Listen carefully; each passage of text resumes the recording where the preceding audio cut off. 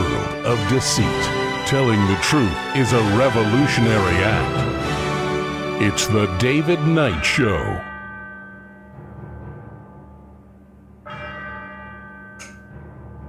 As the clock strikes 13, it's Thursday, the 18th of June, year of our Lord 2026. Well, today we have the final Memorandum of Understanding, and of course, we'll take a look at what has been said about it, and we'll take a look at where the $300 billion is coming from. And we'll put it in perspective. How does it compare to the Marshall Plan? Is there actually a difference in what has been released as to what Trump was denying? I don't think so. But we're also going to take a look at the rape report that came out of the UK. Truly amazing. And of course, many people are saying, what is it that is really happening in the bigger picture? There's an interesting essay out of Russia about how white groups have been taken advantage of, primarily because of their culture and primarily because of their religion. Is Christianity the problem? Is it that we don't have enough of it, or is it that we got too much of it? We'll take a look at that as well. We'll be right back. Stay with us.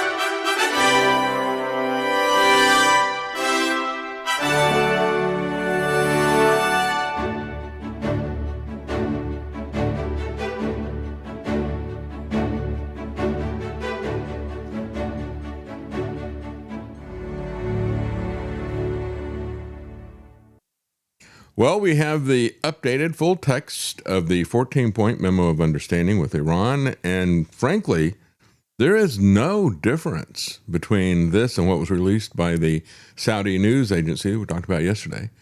It's a little bit more verbose. There's some of the language has been changed. For example, in the original, you had a symmetry between what Iran was supposed to do. They were to ensure certain things were going to happen. And then the United States was going to ensure that they got $300 billion. Well, they've changed the language of that slightly so that for Iran, they have to make arrangements rather than ensure for the safe passage of commercial vessels with no charge for 60 days only, it says. Then what happens? Well, further down, it says in that same paragraph, it says they'll determine how Iran will be reinstated within 30 days, but there's going to be a dialogue. Iran will conduct a dialogue with Oman to define the future administration of maritime service in the Strait of Hormuz in discussion with other Persian Gulf littoral states in line with the applicable international law and sovereign rights of coastal states of the Strait of Hormuz.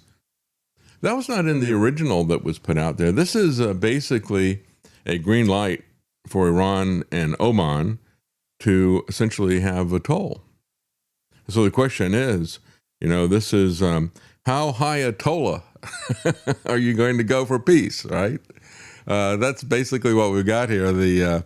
It's buying his way out of this tar baby is what Trump is doing here. So you will see that that there's going to be 30 days of no tolls, and then after that, during that period, Iran and Oman are going to be working out what they're going to do. They've already signaled what they're going to do.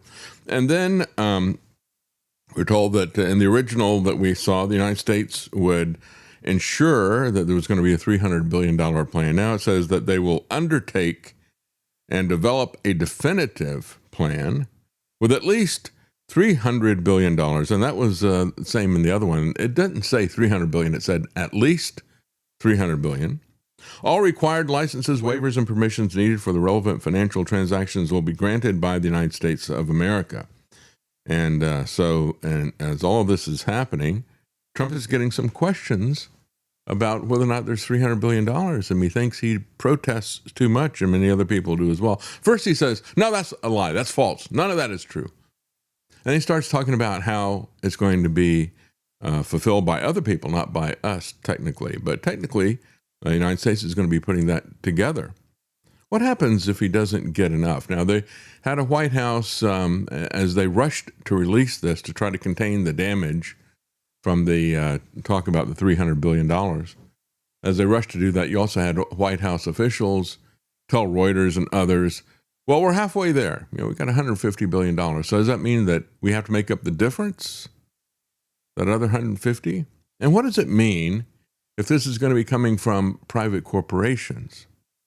America and Iran have agreed to resolve the disposition of the stockpile enriched material pursuant to a mechanism that will be mutually agreed upon in accordance with the schedule mentioned in paragraph 7 and so forth. And so they've agreed to talk about what happens with the nuclear stuff, but there's nothing at all about specifically what they're going to do to the nuclear things, which is another troubling issue.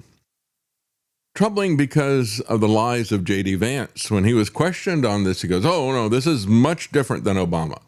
We have the right to go in at any time, anywhere with inspections. There's absolutely not a word in the original release of the MOU or in this revised final version of the MOU. There is absolutely nothing in there about inspections, not even that inspections will be arranged.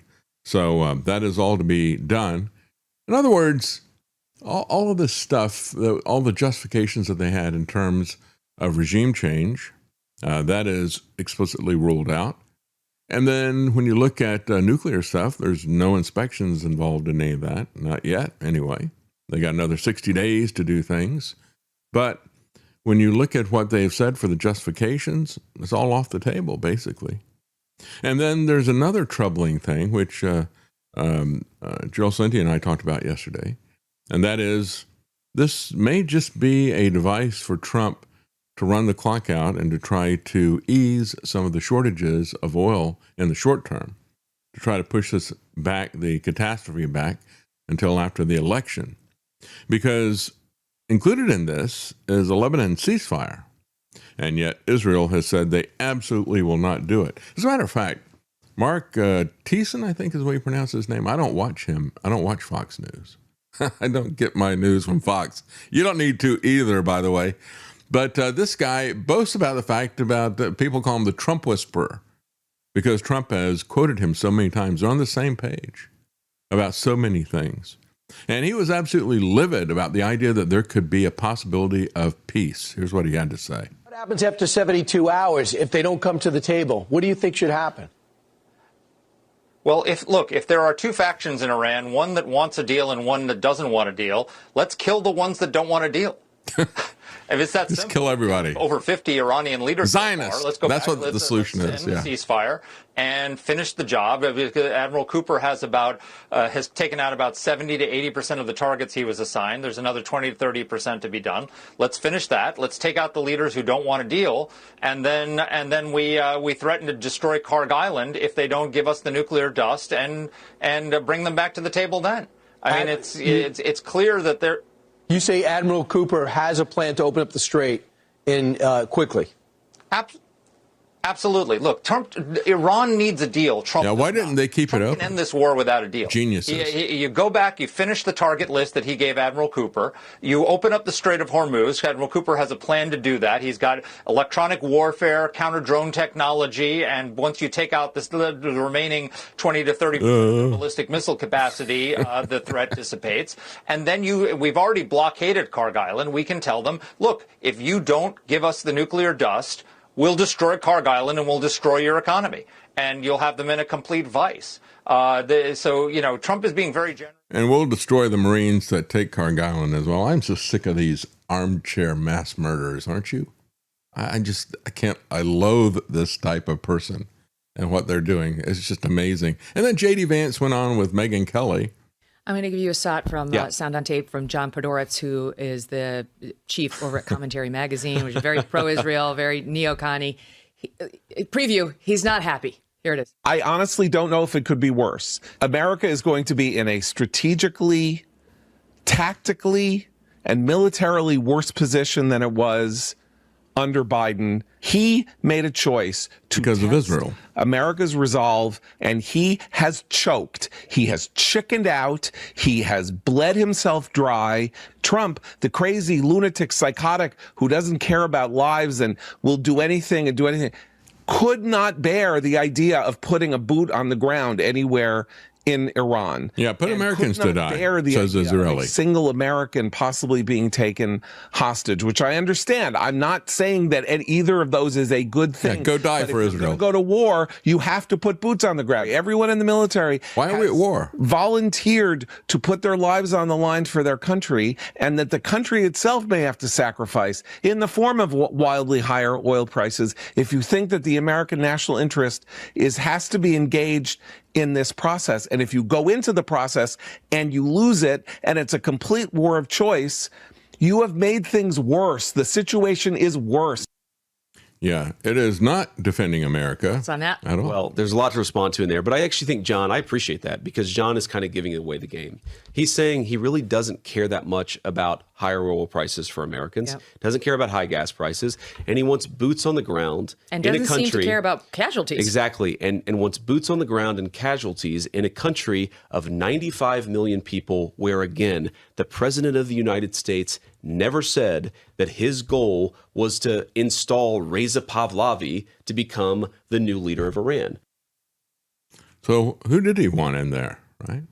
They went in guns a-blazing. They killed the quote-unquote bad guys, but they had some people in mind, he said, but we killed them too. They don't know what they're doing, quite frankly. They just want to kill everybody. That's War Pete, Hegseth, and the rest of these Zionists there. Israel has said it will not withdraw forces from the border region of Lebanon and maintains the right to defend itself against Hezbollah. And so what I think is going to happen, I think Trump is going to use the 60 days to drag things out. I think he will then, to try to appease his masters in Israel, he will then start it up again. And because Israel is going to not pull out of Lebanon, they've made that abundantly clear that Lebanon has no right to defend itself. Lebanon has no right to exist. Only Israel has a right of defense and a right to exist. And then you take a look at this $300 billion. The G7 summit, there were all these meetings on the side, and in one of these meetings, where he's meeting on the side with the Egyptian president, his name is Abdel Fattah el-Sisi. Just call him Abdul the Sisi. That's what I call him. So with Abdul the Sisi, he says, yeah, there is going to be a $300 billion reconstruction fund. In a way, he got around to it.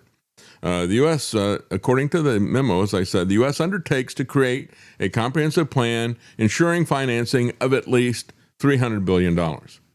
How much is that in perspective to the Marshall Plan? Remember the Marshall Plan? After World War II, the United States decided, well, if we don't want to have another follow-up World War III, because the way that World War I was so poorly handled, let's make sure that people have enough economic prosperity that they don't start another war. So with the Marshall Plan, what they did was they gave $13 billion, which in today's devalued dollar, the government has devalued our currency so much that $1 to then is only worth a dime now or so. And so that would be $137 billion in 2025 dollars. And so, again, $137 billion in today's devalued paper money. And yet we're going to make sure that Iran gets $300 billion. And we've already spent $113 billion on blowing things up in terms of lost equipment, in terms of bombs expended. So we're already in the hole, the U.S. taxpayer. This is not something that's going to be paid for by corporations. It's the U.S. taxpayers who will be paying the corporations to replace this stuff. So I think that needs to be kept in perspective. Understand that this is something that is like 3 times the size, just the compensation fund is like 3 times what the Marshall Plan was. And that was distributed over over a dozen or so European countries, the UK, Germany, France, many of them got money out of that. But this is all going to Iran. This is a capitulation of massive proportions. And he needs to do it because he can't get out of this tar baby war that he was thrown into by Netanyahu, according to Rubio. That's not my assessment. That's Rubio's assessment. Trump issued strenuous denials to a question that wasn't even asked. repeatedly insisting that the U.S. is, quote, not putting up 10 cents, then describing a process that would permit others to invest in all this. The king of chaos, Trump, going hat in hand to either Gulf states or to corporations, asking them, how high a toll can you pay? Well, maybe you meant it's not going to be 10 cents. It's going to be much more than that. That's right. So this reporter asked him, says, it's been reported that it includes a $300 billion reconstruction fund. He goes, false, not at all. And then he goes on to talk about how that reconstruction fund is going to be funded. He's not even a good liar. He should be much better at this. He's had so much practice at lying. He should be better at it at this point in time. No, the Memorandum of Understanding says the USA will ensure to create a fund of at least $300 billion. And so the reporter says, it's going to be funded by Gulf allies. Is that false? No, false. And he says, people are people. You can invest if you want. I mean, what am I going to do? Say that nobody's ever allowed to invest? And so then the question is, well, wait a minute, invest into what? You mean there is a fund? He says, no, we're not investing. And the reporter says, well, I'm asking whether he said, we're not investing in it. Investing in what? And we do not have a fund. Oh, so then what are you not investing in that other people are free to invest in? Are you asking Gulf countries to? He says, no, I'm not. If they want to do it, fine. But I would say that they won't be doing it for a while until they find out the behavior. It's a behavior thing. So in other words, yes, it is a fund, and yes, it is money, and we're going to tie it to behavior. And I'm not going to tell you who's going to put the money into it. And I'm going to tell you that it's not going to be done by America, right? Do you believe any of that? Really? Well, again, ensure the same word that they were using for opening the Strait, for clearing the mines and so forth, the same words in the original release of the MOU. That's why he had to jump ahead. Again, it was not supposed to be until tomorrow that they released the MOU. They released it yesterday and signed it yesterday, 2 days early, so that he could get ahead of this building criticism. He said, don't forget, there's never been anybody as tough on Iran as me. Yeah, we'll never forget, there's never been such a blatant, unbelievable liar as him. So half the investment has already come in from companies, they say, but yeah. So his opinion of being tough on a country is giving him $300 billion, but America he loves, he destroys the economy there. If only he hated America as much as he hates Iran. That's true. Well, again, we got $150 billion, okay? Even if he's lined up half of this with private money, that's still more than the inflation-adjusted Marshall Plan of $137 billion. And then where does that other half come from? Critics worried that taxpayers would foot the bill to rebuild the infrastructure in a country that the U.S. has unnecessarily destroyed, says the New American, and they're absolutely right. But a government investment would never have received approval on Capitol Hill. Does that matter?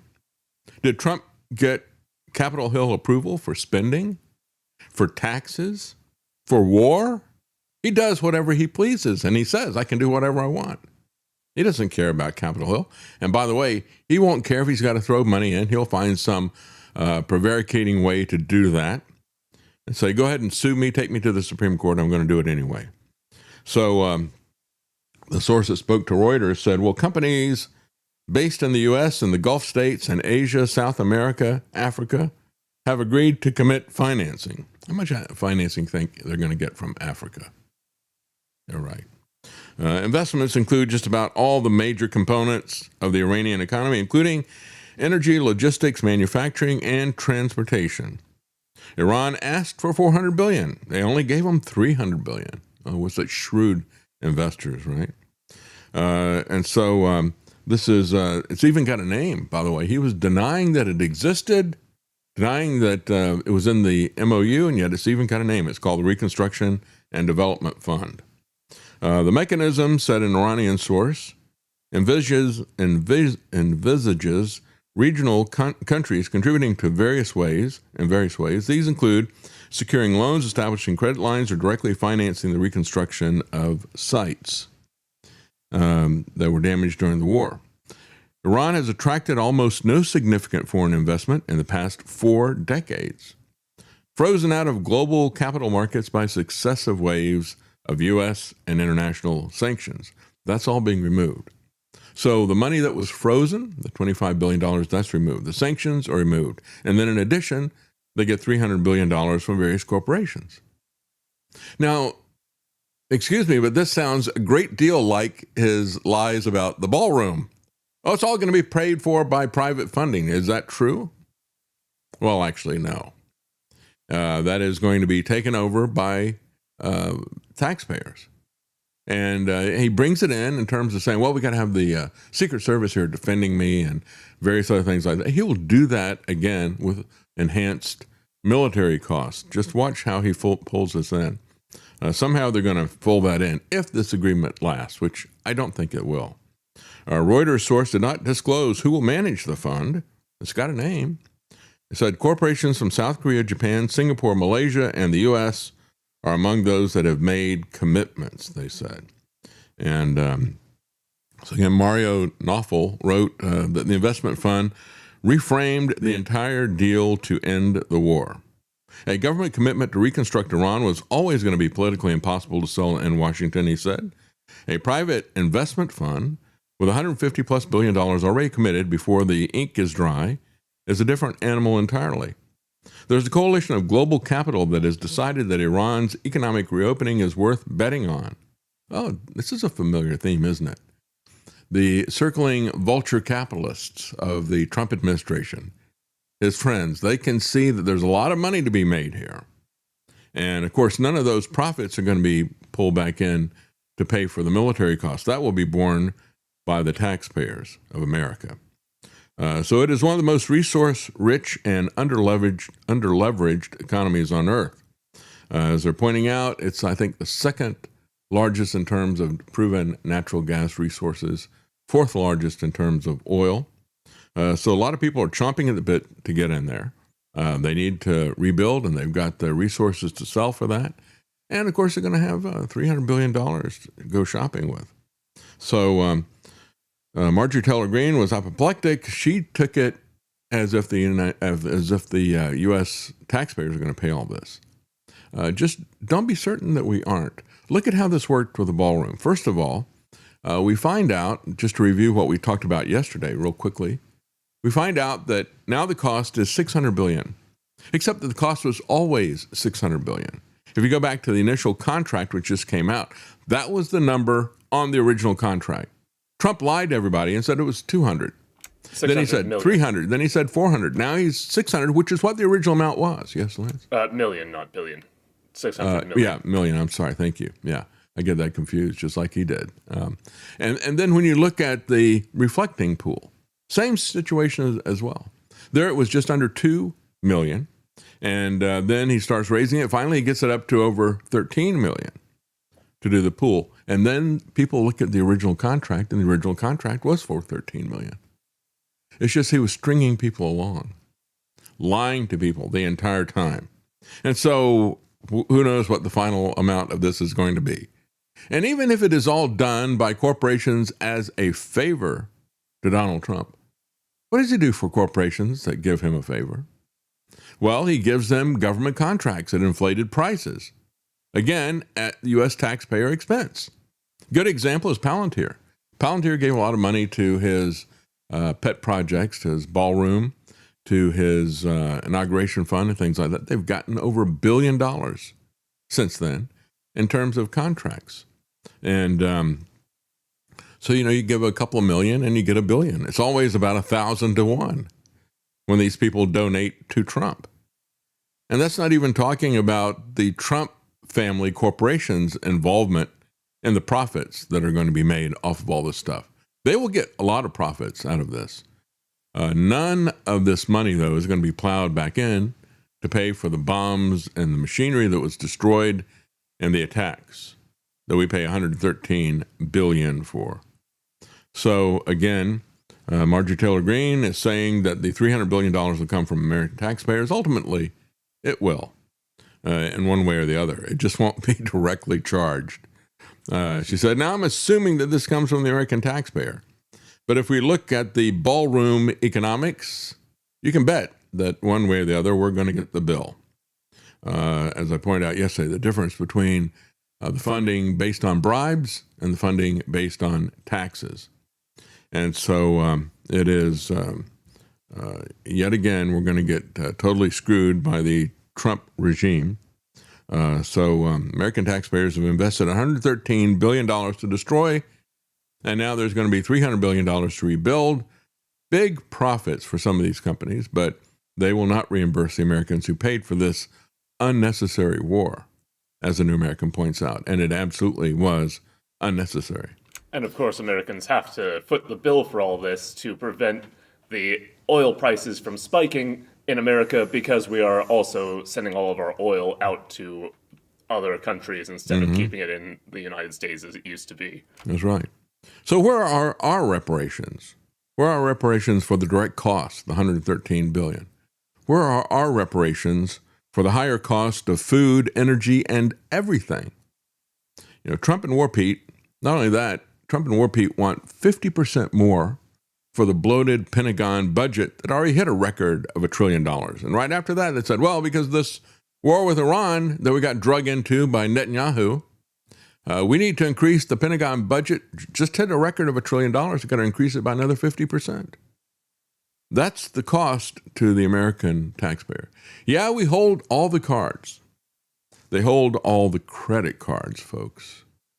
And every time the Pentagon charges up San Juan Hill, we get the bill. The $300 billion wager inside the private fund at the center of the U.S.-Iran framework. Look, everything that Trump does now is based on, he's even talking about investing, having the U.S. government become a shareholder in NVIDIA, in other words. And so the CEO is pushing back a little bit on that, saying, well, you know, everybody wins. You got Americans who are investing on the stock market, and they win if the stock goes up, and you don't really need to have the government invest in it.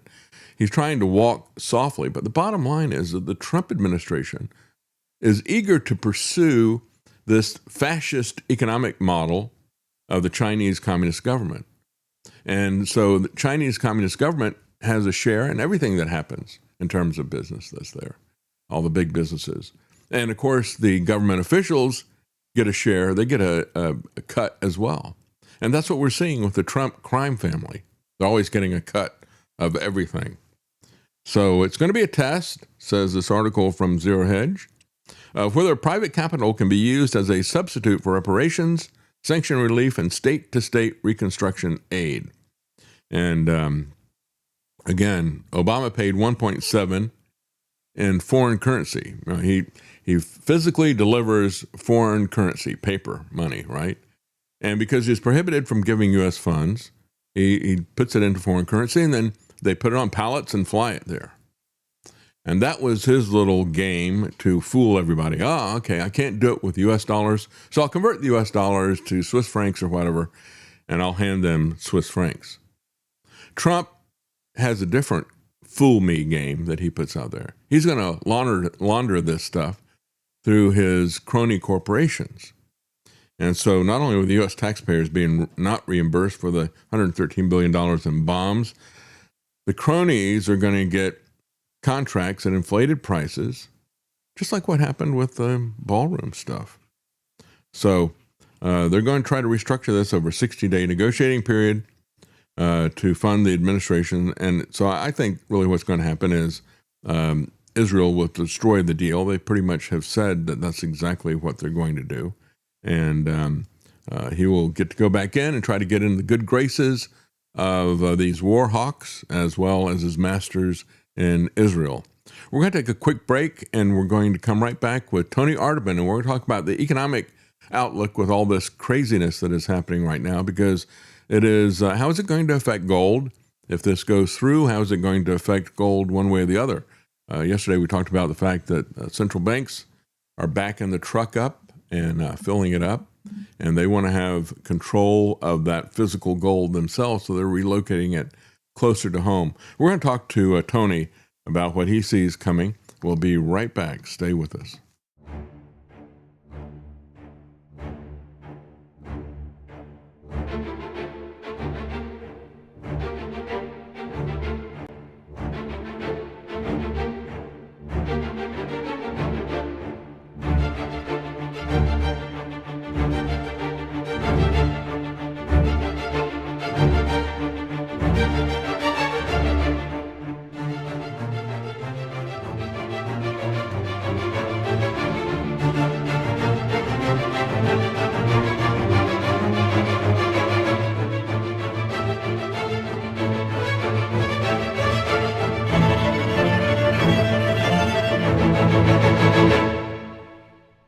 You're listening to The David Knight Show.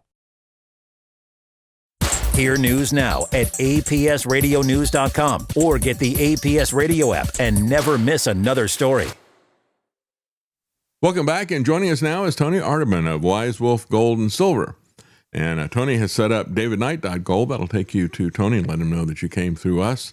And you should probably be doing what the central banks are doing. 20% of central banks have increased their domestic storage, or they've diversified overseas locations over the past year. And they are looking to load up more for some reason. I can't imagine why. Tony, can you? Well, let's start with weaponization of the dollar, catastrophic loss of credibility on behalf of the United States, not only foreign policy, but fiscal policy, pretty much everything. I mean, gold's very attractive in the fact that it can't be printed infinitely like the dollar. And the central banks around the world, David, they followed us after 1971 into the Keynesian experiment of fiat. And the average lifespan of a currency not backed by anything is 26 years. That's just history shows us that. So we've doubled that, but the world followed suit. And now we're in a fiat bubble. Like, it's the biggest financial bubble of all time. Global debt's 350 trillion. And it's, human psychology never really ceases to amaze you. You can look at the pullback in gold, and you can look at the current markets, and it's not rational. I mean, if you look at where gold was before the war started, and now that the war is supposedly coming to an end, I mean, if you really believe that, but, and you'll get a lot of these people right now that are hawkish on Fed rates and very short-term bearish on gold. And I'm not really a gold bull. I just look at the trends, and I look at the history behind this. And so I see, long-term, the central banks know something. And they know something that the markets aren't really responding to right now. I'd follow where the money actually goes. Wasn't it the bank robber Babyface Nelson? They asked him why he robbed banks. He said, because that's where the money is. Well, they're putting their money onto gold. 74% of central banks responding to a survey question said that they're going to see moderate or significantly lower U.S. dollar holdings within global reserves over the next 5 years. They said the share of other currencies, like the EU or the Chinese currency, will stay the same, while they are going to increase their gold holdings. So 74% of them are going to increase their gold holdings while they decrease their dollar holdings. Maybe that is some advice that we should take. And then the other part of it is that 20% of them said, well, I want to make sure that I've got it close to home. I want to know where it is in a secure location. I don't want to trust it to New York or London exchanges. I want it right here in our country. So that's it. You're physical and close to you. That's another thing that's changing. The world economic monetary order is changing faster and more rapidly. I think the changes are more stark than they were in 1944 with Bretton Woods, David. I mean, that trend where the dollar was the world's reserve currency was backed by gold, $35 an ounce. Again, I mentioned Nixon taking us off the standard in 71, but central banks now hold 36,000 tons of gold, and that's the highest central bank holding since 1940. We're in at 44, and so we're in the new economic world order, or at least the beginning of that. And we're talking about it. It soon will be self-evident. Yeah. But it's funny, as I was doing some research this morning, and one thing that's not factored in to the supposed numbers and what the value of gold is per dollar is they say that gold has been in a bear market or it's a bull market. The public's not involved in this. The vast majority of people, especially in the West, David, because we've had somewhat stable fiat currencies, don't truly understand what gold's function is and what its historic function has been in the Industrial Revolution, or even just modern trading economy since wooden ships, since international commerce. So the public hasn't gotten involved yet. I know that we talk about it in our audience, and in this realm of alternative media and just looking outside the system, some of the nonconformists and people that are liberty-minded and others. Yes, we understand that. but it's a fraction of the population, small percentage. Yeah. Americans are basically, we've been weaned onto paper and plastic. It's like when you go to the grocery store, right? I need to get some cash. You want paper or plastic, you know? They say we hold all the cards, we hold all the credit cards. And so when you look at this in India, for example, I mean, they are hardcore about collecting gold or silver. I mean, that's the only thing they want. You know, what little money they've got, they want to put it in something that's real. We are being set up for a big fall, and we have put our trust in things that are not going to hold their value. And when you look at the gold situation with the central banks, of course, that was a key thing that got us to where we are right now. And it is a much, much higher price that we've seen compared to a year ago or 2 years ago, whatever. And yet we have a record number of central banks expect their gold reserves to increase in the next 12 months. So in the next 12 months, they're going to be buying into this heavier than they did prior to that. This is a new record. Yeah, and I'll touch on that again. The central banks are buying physical gold bullion, and they want to store it themselves or have counterparties that they trust. And that's the issue. Trust is diminishing. The system that was set up, and we're watching it in this fourth turning, we're watching it implode on itself. Some of it's probably on purpose, some of it's arrogance.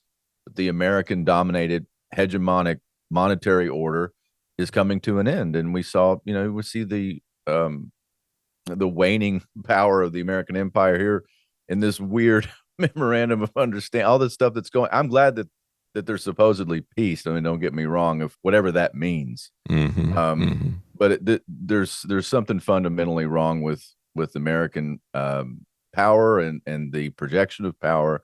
The rest of the world knows that, and you can see the infrastructure being built to trade in the new currency. The new currency, the world is agreeing based on numbers. I mean, this isn't something it's something I discovered. It's just the math is telling me that the world is using gold is the new reserve currency, and the dollar's being supplanted, and it's just a matter of time. Yeah, it's interesting. You know, when you look at this, it was a massive run-up of the central banks, and now they're going to do it again. But this is something that's even more interesting. You've talked in the past about urban mining, people going in and selling their jewelry and things like that. Here we have luxury Swiss watches, a report from Reuters talking about how people are melting down their Omega constellations. It said, well, this is something that you would have somebody like George Clooney flash at the Oscars or something, right? They get these luxury watches, especially the bands. That's where a lot of the gold is. And there's this one guy who is in the UK, and he just melted down an 18-karat late 1970s Constellation watch, an Omega Constellation, in excellent condition. He said he looked at the auction value of it versus the value of the scrap metal, even after it's come off of the highs at the beginning of the year. And he said it just makes sense to melt this thing down. And so you got some of these people who are watch aficionados, and they are freaking out over this. So you can't get all these things down just for the scrap metal. But he says if you look at what this would make at an auction, he said that the gold in it was worth about 5,700 pounds, I should say. But the auction value was only about 4,000 pounds. And the guy has an auction thing as well as a gold store. So he knows what the value of both of these things are. That's why he's melting these watches down. Yeah, that's what you'll find a lot with the metals price increasing over time. Really, the jewelry price is having a hard time catching up on a lot of items, unless it's sought after. Like if you look at the secondary jewelry market, just watches, rings, or bracelets and other things, the gold price is usually the right way to go. That's why, my business, we pay high on that kind of stuff. I mean, way over things like pawn shops. If you come to me and you bring me a gold chain, it's probably the best deal you're going to get in 3 or 4 counties. It's a good deal because that's what we do. I mean, a lot of the times when I turn in bullion, I'll also turn in the jewelry and other things to melt. We buy a lot of the old watches because you're right. I mean, if you look at you take the price of what the meltable gold, whether it's the backing of the band or any of the pieces in there, and you add that up against what you could retail it for, the gold's going to win out most of the time on these older things. And I like the old Rolexes. Rolexes have such an inherent value. A lot of times they'll surpass the gold price. A lot of times just for the collector value. Rolex does a pretty good job in the pre-owned deal for keeping its value, but most of the time the jewelry wins out as far as melting. And I've mentioned the urban gold mining.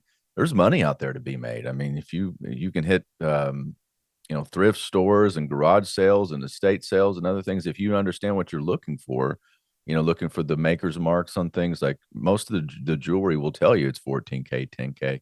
Then you just have to figure out, is it magnetic? I mean, is it a fake? Is it costume jewelry? There's a few other steps you'd have to do, but I think as the price continues and the economy, I mean, I don't think we've fully seen the impact of this disastrous decision with Iran. But if the economy continues to falter and we're people are looking for extra money, that's a good way to go.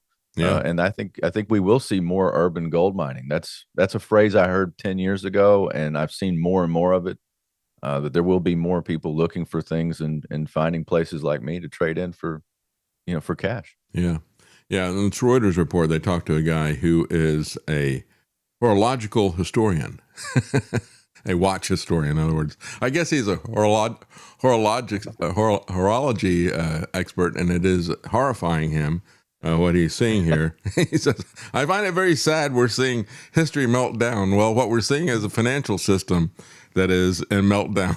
So people are turning to gold. It's just the watches are this thing that we have constructed, and it might be finely tuned like the Federal Reserve, but the reality is the reality. And so they're saying pretty much everybody except for Rolex, they're kind of underwater on these things, but the Rolexes, they tightly control the number of them. I didn't realize this. They say there's a waiting list that can be years long to get a Rolex. It's so funny. I was coming back from London when I went over to interview David Icke, and there was a Rolex place inside the London airport. So I walked in and I saw a watch, and I was like, I want to look at that. And they had no watches. Like, they only had the watches in the display. And I looked up, and it's like open, and there's Rolex. And so I said, oh, now explain to me what that means. He's like, well, but just know there's no inventory. Yeah. So then again, I went to Las Vegas for the Bitcoin conference, walked in a Rolex place. I said, do you have any watches in stock? No, we do not. So you have people there, but it's really bizarre. So they do control. The pre-owned Rolex market is still very strong. So yeah, it's not, the other gold watches tend to lose value faster. The gold will outpace the jewelry value. That is true. Mm-hmm. Yeah, what they're doing with the Rolex, they say in this Reuters article, they say the waiting lists are astronomical. You're talking for some models 2 to 8 years. Isn't that amazing? That's ridiculous. And that's something like the De Beers family did this with diamonds. Mm-hmm. Like they had these just giant vaults full of diamonds, and then they ran the marketing campaign, which was so rare, and then a diamond is a girl's best friend, all the stuff that they ran, if you're going to have for a wedding ring. And this is something they did a long time ago. But yeah, they were able to create false scarcity. So Rolex, my hat's off to them. They have created some false scarcity. It's not true that there's not enough Rolexes. They do make you wait, though. Yeah. Which is, I think, will backfire in a lot of ways, especially as the economy tightens up. And one of the things that we mentioned about gold that is so interesting, people that are able to liquidate those watches or liquidate that jewelry, it speaks to gold's liquidity. It's the most liquid commodity out there. Like because there's so many places that you can trade that gold in, David, especially if you heat it up. Especially if you heat it up, yeah. And if you've got in bullion form, especially, it's verifiable. To me, that is the superior money.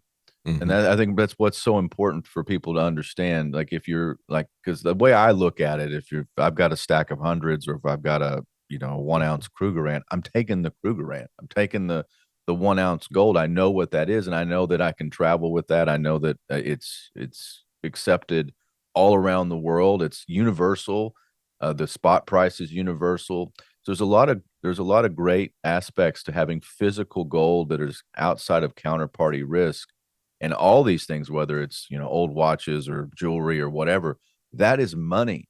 And because of the nature of gold and how it's traded and the finite nature of it, it retains that value. And so you can argue about short-term stuff about pricing, but the mathematics are there. I mean, you can either look at like the projections of what Warsh is going to do with keeping rates the same, or you can look at the fundamentals and say, well, I don't believe the dollar is going to be as strong, or it's going to retain as much purchasing power 24 months from now. And you'd be right. You'd just be right because of mathematics. I mean, it doesn't make you a genius, but gold tends to, and it retains that purchasing power. And that's why I like and prefer the liquidity of gold over the liquidity of cash. Yeah. I never was aware of that with these Rolex watches. I've only seen that with one other thing like that, and that was also out of Europe. And it was I had some friends who were British, and where I worked at TI, and they always had their eye on a Morris sports car. And it's this company, they still made the cars. They look like a 1930s sports car. They got the running boards on them and all that kind of stuff. Still make it by hand using a wood frame and all the rest of the stuff. So they got very limited production, and that has created a mania around, getting these things, I guess, just like Rolex or something. So, yeah, there's those collectible value things that are luxury items that people get on. But the true value of it is really in the gold that's there. And, everybody talked about the fact that we just had this first Federal Reserve meeting with Kevin Warsh, and they didn't lower interest rates, but they thought they were going to raise them. And by keeping them the same, they looked at that and they kind of scratched their head. But the reality is, like I was talking to Gerald Slinty yesterday, everybody focuses on the interest rates and whether they're raised or lowered. But the reality is that the money supply has been growing by leaps and bounds. And you and I have talked about that as well. You mentioned that about how much of the dollars that we have had just recently been created. This is at a 49-month high, the money supply growth. And so this is an article from Mises. And this is really the surreptitious inflation that's there. Nobody pays attention to this except for some obscure economic journals, essentially. And yet it's headline news about the inflation stuff. They said the 6th month in a row of accelerating growth in the printing of money, rising to the largest growth rate in 49 months. The political pressure is moving towards easing monetary conditions. Again, they're doing quantitative easing. They're doing it under the radar, and they're doing it at a very, very high rate. April's year-over-year growth in the money supply was at 7%. That's up from March's year-over-year increase of 6.9%. April's increase is also a big change from April 2025, when the year-over-year growth rate was only 2%, 1.8%. Monetary growth has now been positive for 21 months in a row. So when they're out there printing money, this is one of the reasons why we're also seeing record intention of central banks to acquire gold, and why they're dumping U.S. cash. Well, that's exactly right. I mean, the expectations of Warsh was always to lower rates. And then we got into this war. He became confirmed as Fed chair.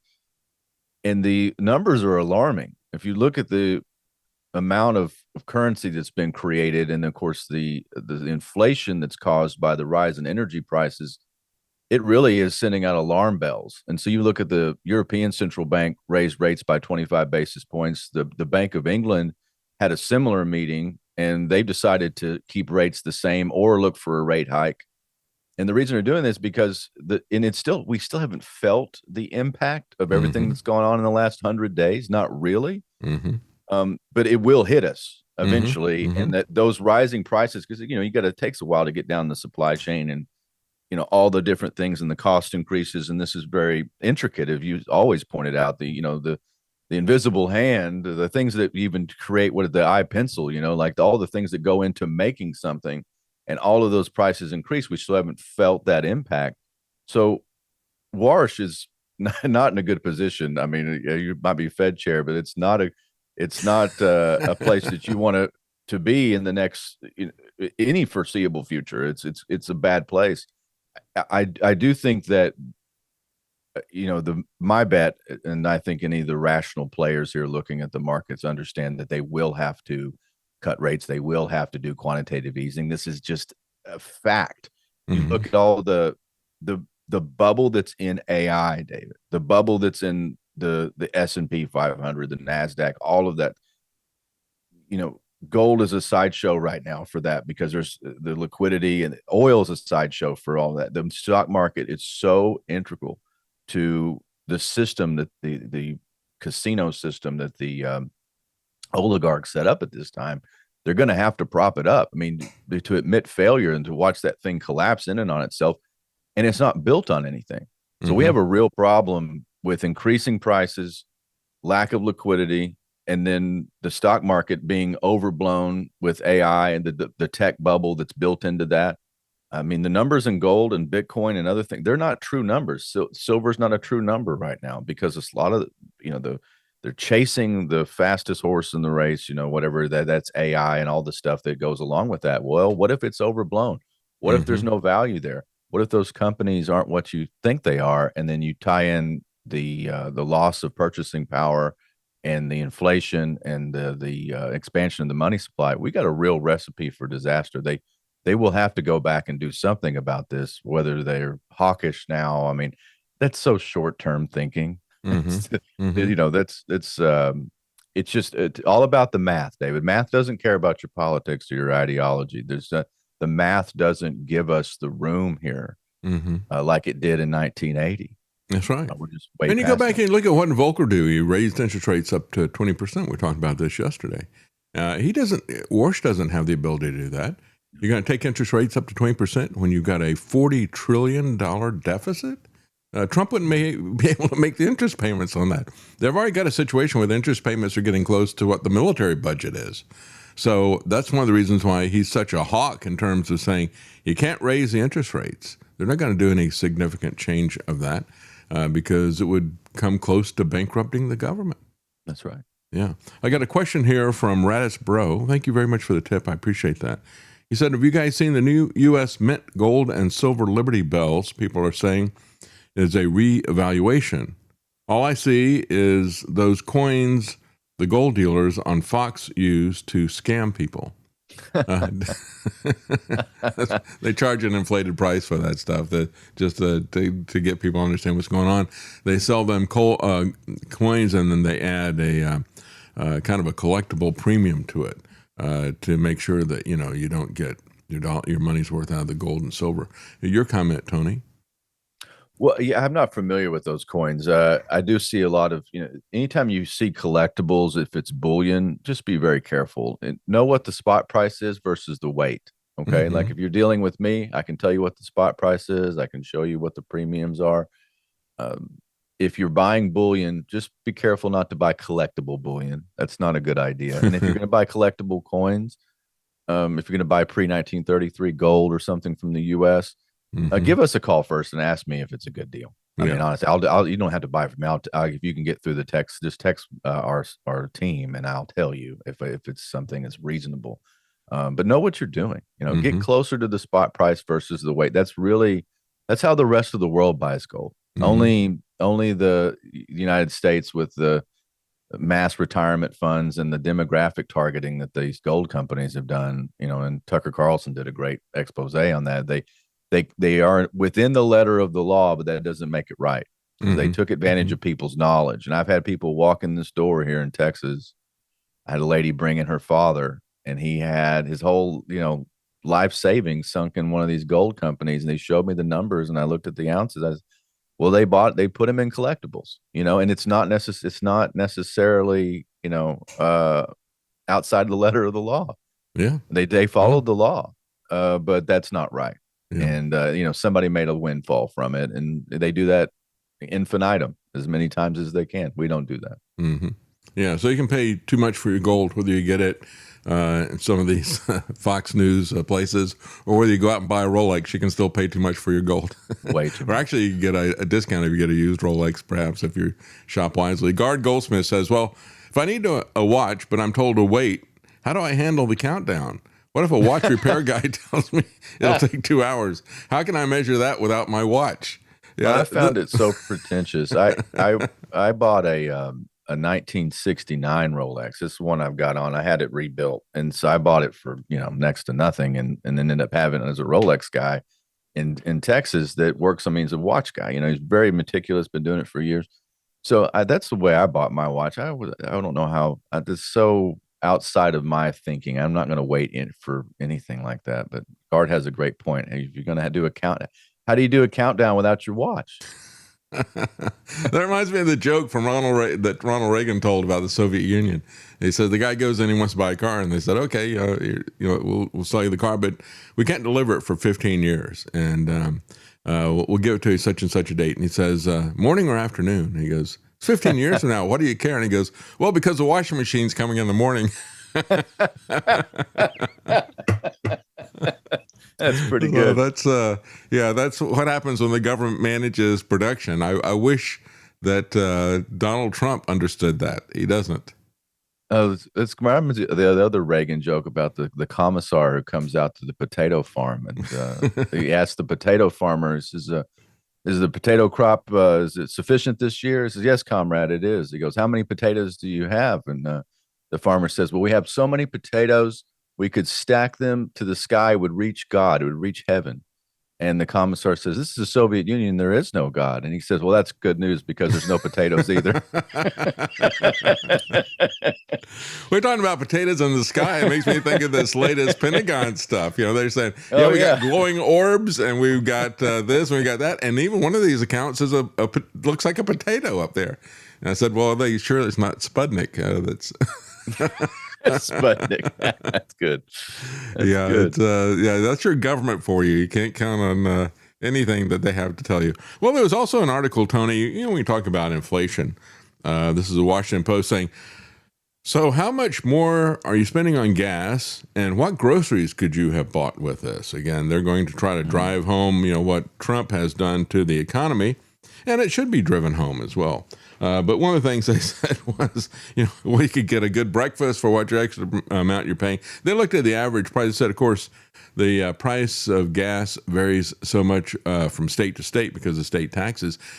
And that's been one of the really dishonest things I've seen the Trump apologists out there talking about. They say, well, let's just talk about California. Look at how expensive gas is out there because of taxes. And it's like, well, that's not the point. Gas has gone up in California, even with all the taxes. Yes, they're the most expensive, but it's gone up everywhere because of what Trump has done. So they're looking at this and looking at the average price of gas and what people typically consume on average. And they come up with an extra $41.15 over the last month. So they said, you could have had a really good breakfast with that. Yeah. I don't know if I'm eating at home, I think I'd have more food than I could eat for $41.15. Or the fixings of a summer picnic. And I guess the bottom line is war is no picnic. That's what the takeaway is from all this stuff. But so what do you think is going to happen with all this stuff? I'm looking at, Gerald Slinty and I were talking about this yesterday. I think that this deal is going to be sabotaged by Israel. Trump is getting all kinds of incoming fire from all of the Zionist media. They've all trained their guns on him. I think he's going to be more than happy to just throw in the towel somewhere around the 60-day time thing and say, it didn't work. We're going to start this all up again. The origin of even the Trump MAGA stuff is the greatest grift of all time.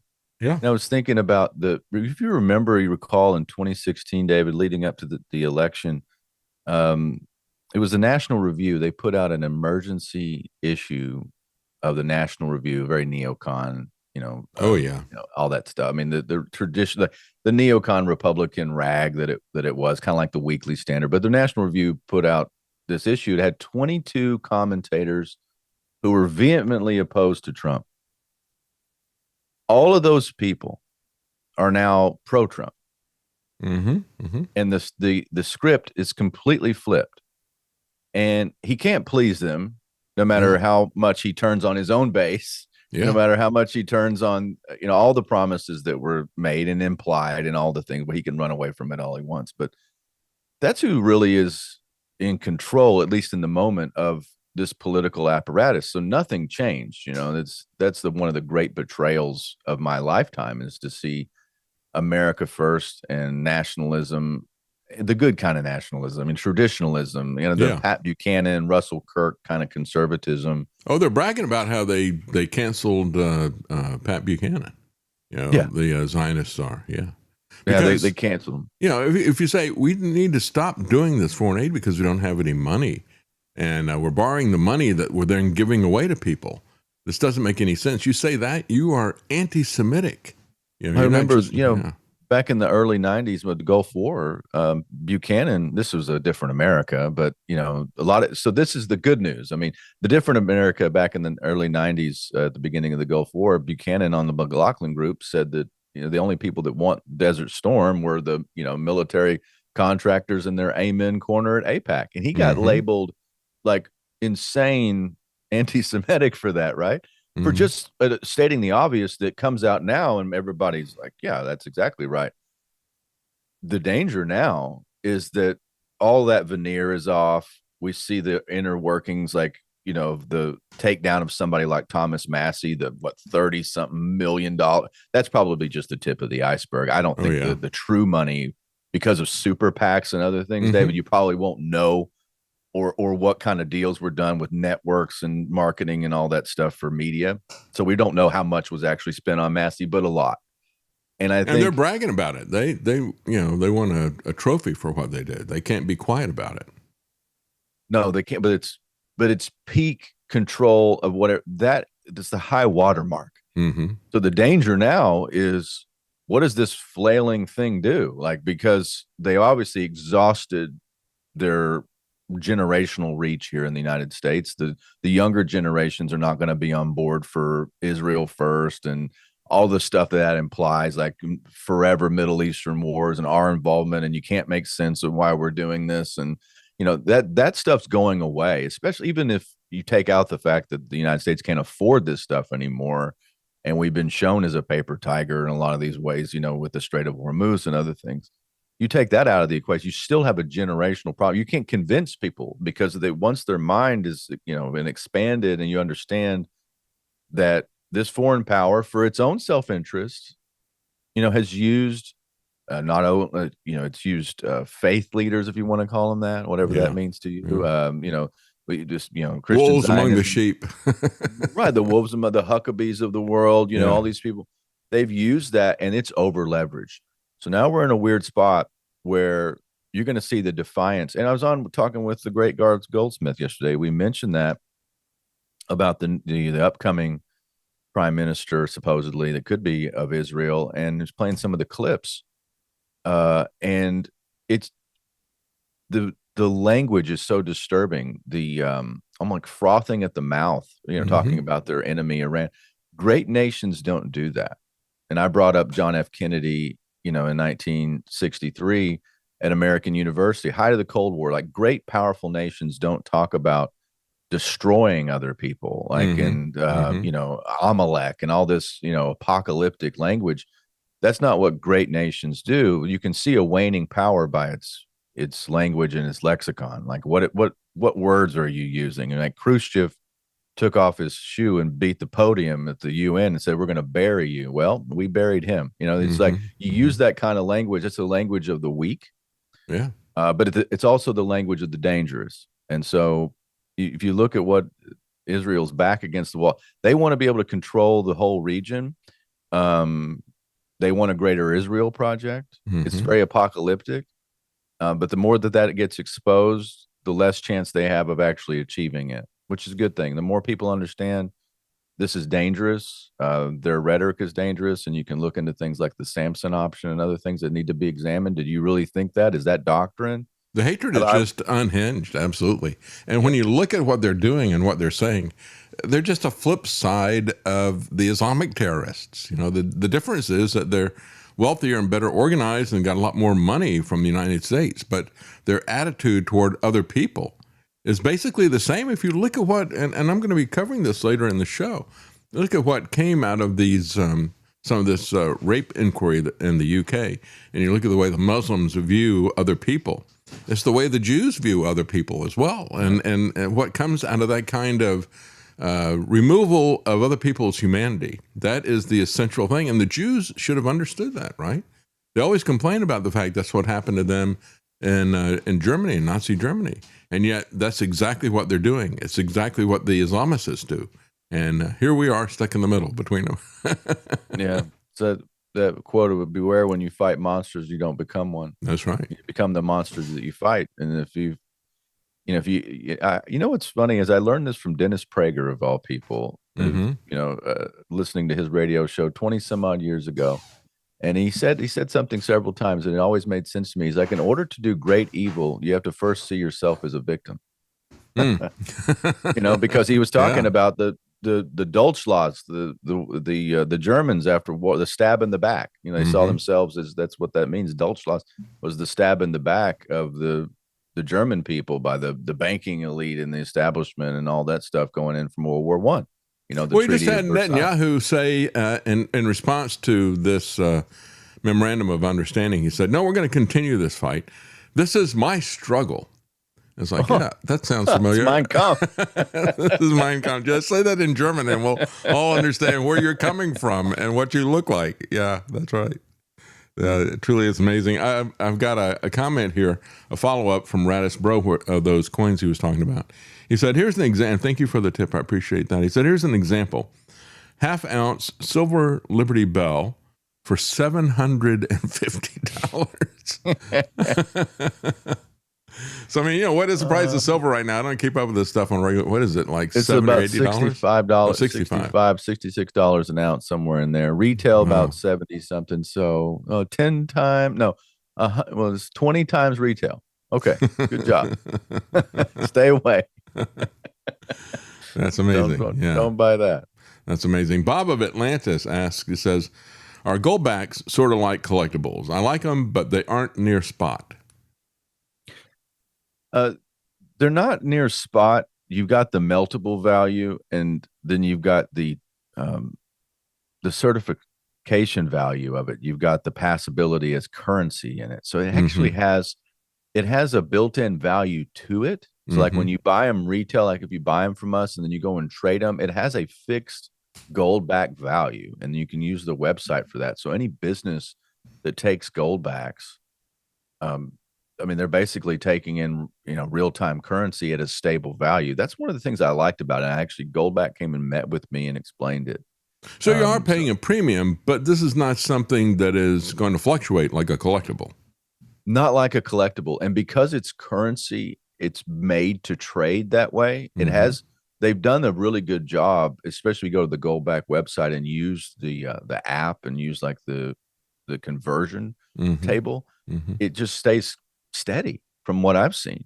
So it's not like up and down. It's not like you bought, a collectible coin that's graded a certain way, and then, you really decrease the amount of buyers then. Like that's the thing. Any type of coin that has any sort of like numismatic value, David, it may be very valuable, but you also have to have a buyer. It's like real estate. Real estate's worth whatever somebody will pay for it. And so buyers are limited. That's why, with gold or silver, do your best to stay in the realm of what the ounce to spot price is. And then, you're always going to have a little bit of premium on top of that in the real world for physical metals, but stay closer to that.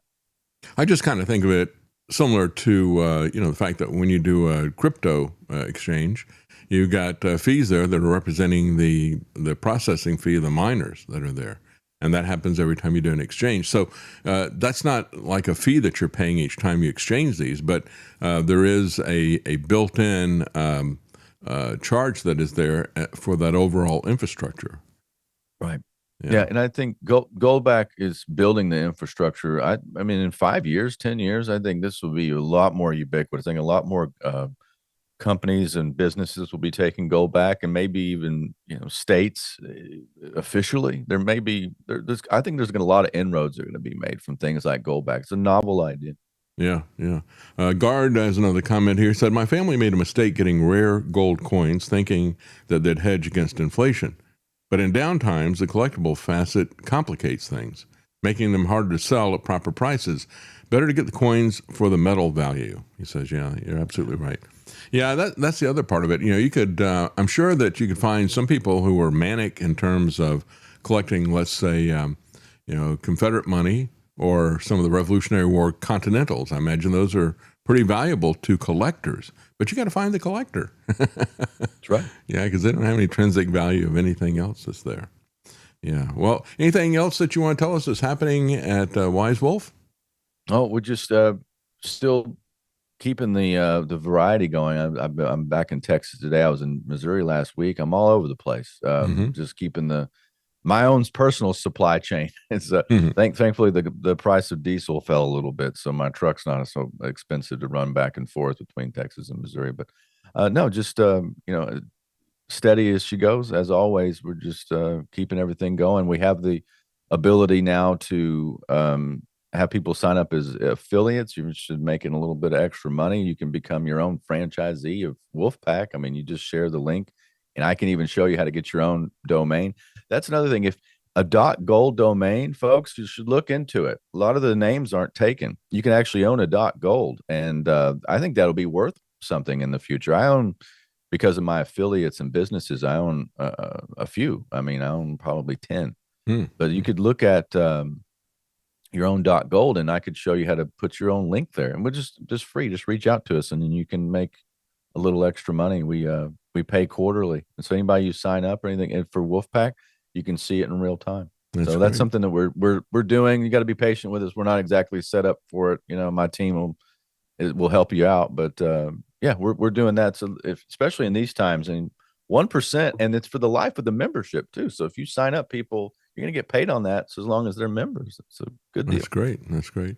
And of course, people can go to davidknight.gold. That's one that you were kind enough to set up for us at the beginning of this program. So yeah, it's very important. That's one of the things that we can do. There are things that we can do. We look at the politics. We need to understand where these people are headed, what their agenda is, and how that's going to affect our lives. When we talk about that when we come back, we've got people like Wang Jensen of NVIDIA, and we got people like Peter Thiel.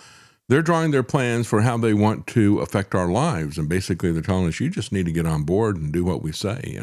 Well, if you want to try to get away from that, there's certain things that you can do. One of those is to try to get outside of their monetary system as much as possible.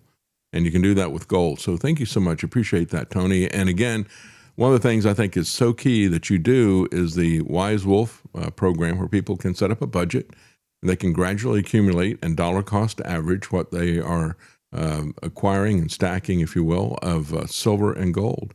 That's a very valuable service. So thank you so much for that, Tony. Appreciate it. Thank you, Dave.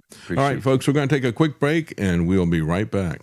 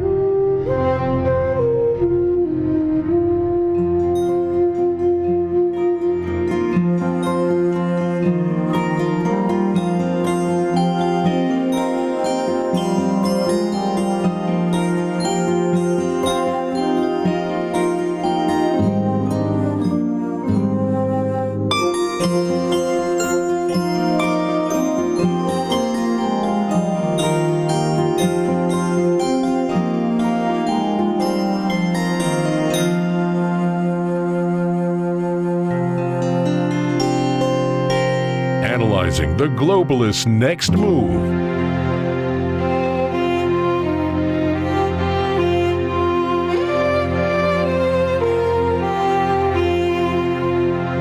And now, The David Knight Show.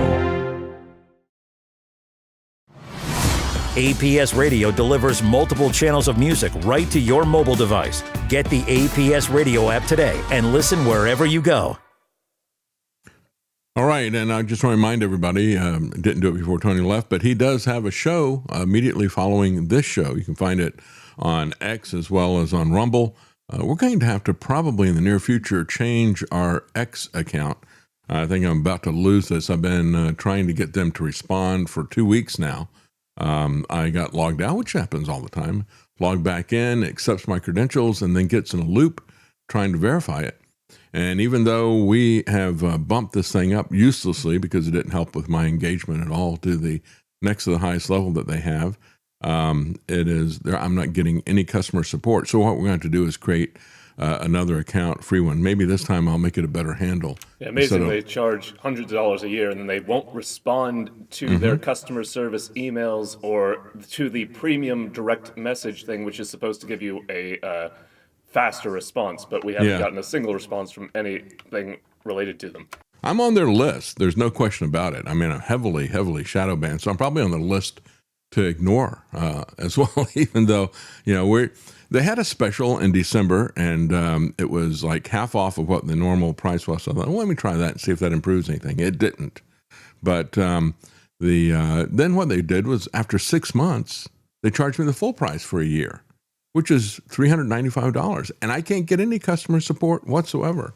I'm not a fan of Elon Musk. Let me just make that clear. And maybe that's part of the issue as well. But I do want to thank people who have supported us on Cash App. Last couple of days, we got a couple of people who have donated there. Michael B., Jeffrey A., thank you very much. And in terms of checks, we have a few new checks that have come in just recently. James F., Jack Y., Margaret Mary T., Jeremy W., Scott C., and Stephanie K. I want to thank everybody so much for your support. And we see the same names over and over again.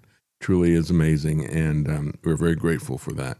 So we're at the 18th of the month, and we're at about 50% right now. You'll see where that gas gauge is. If you go to davidknight.news, you'll also see where you can get the program, both audio or video and audio if you want, and also how you can support us as well. So we have links to the places where you can support us, an address where you can send contributions if you'd like. And so you can find all that at davidknight.news. But thank you all for supporting us. I want to get into this Bilderberg for technocrats. I thought it was kind of interesting. We have Peter Thiel has had this secretive retreat for globalist elites for quite some time now. And you've got a comment here that you want me to read here. Let's see. Dougalog, thank you very much for the tip. I appreciate that.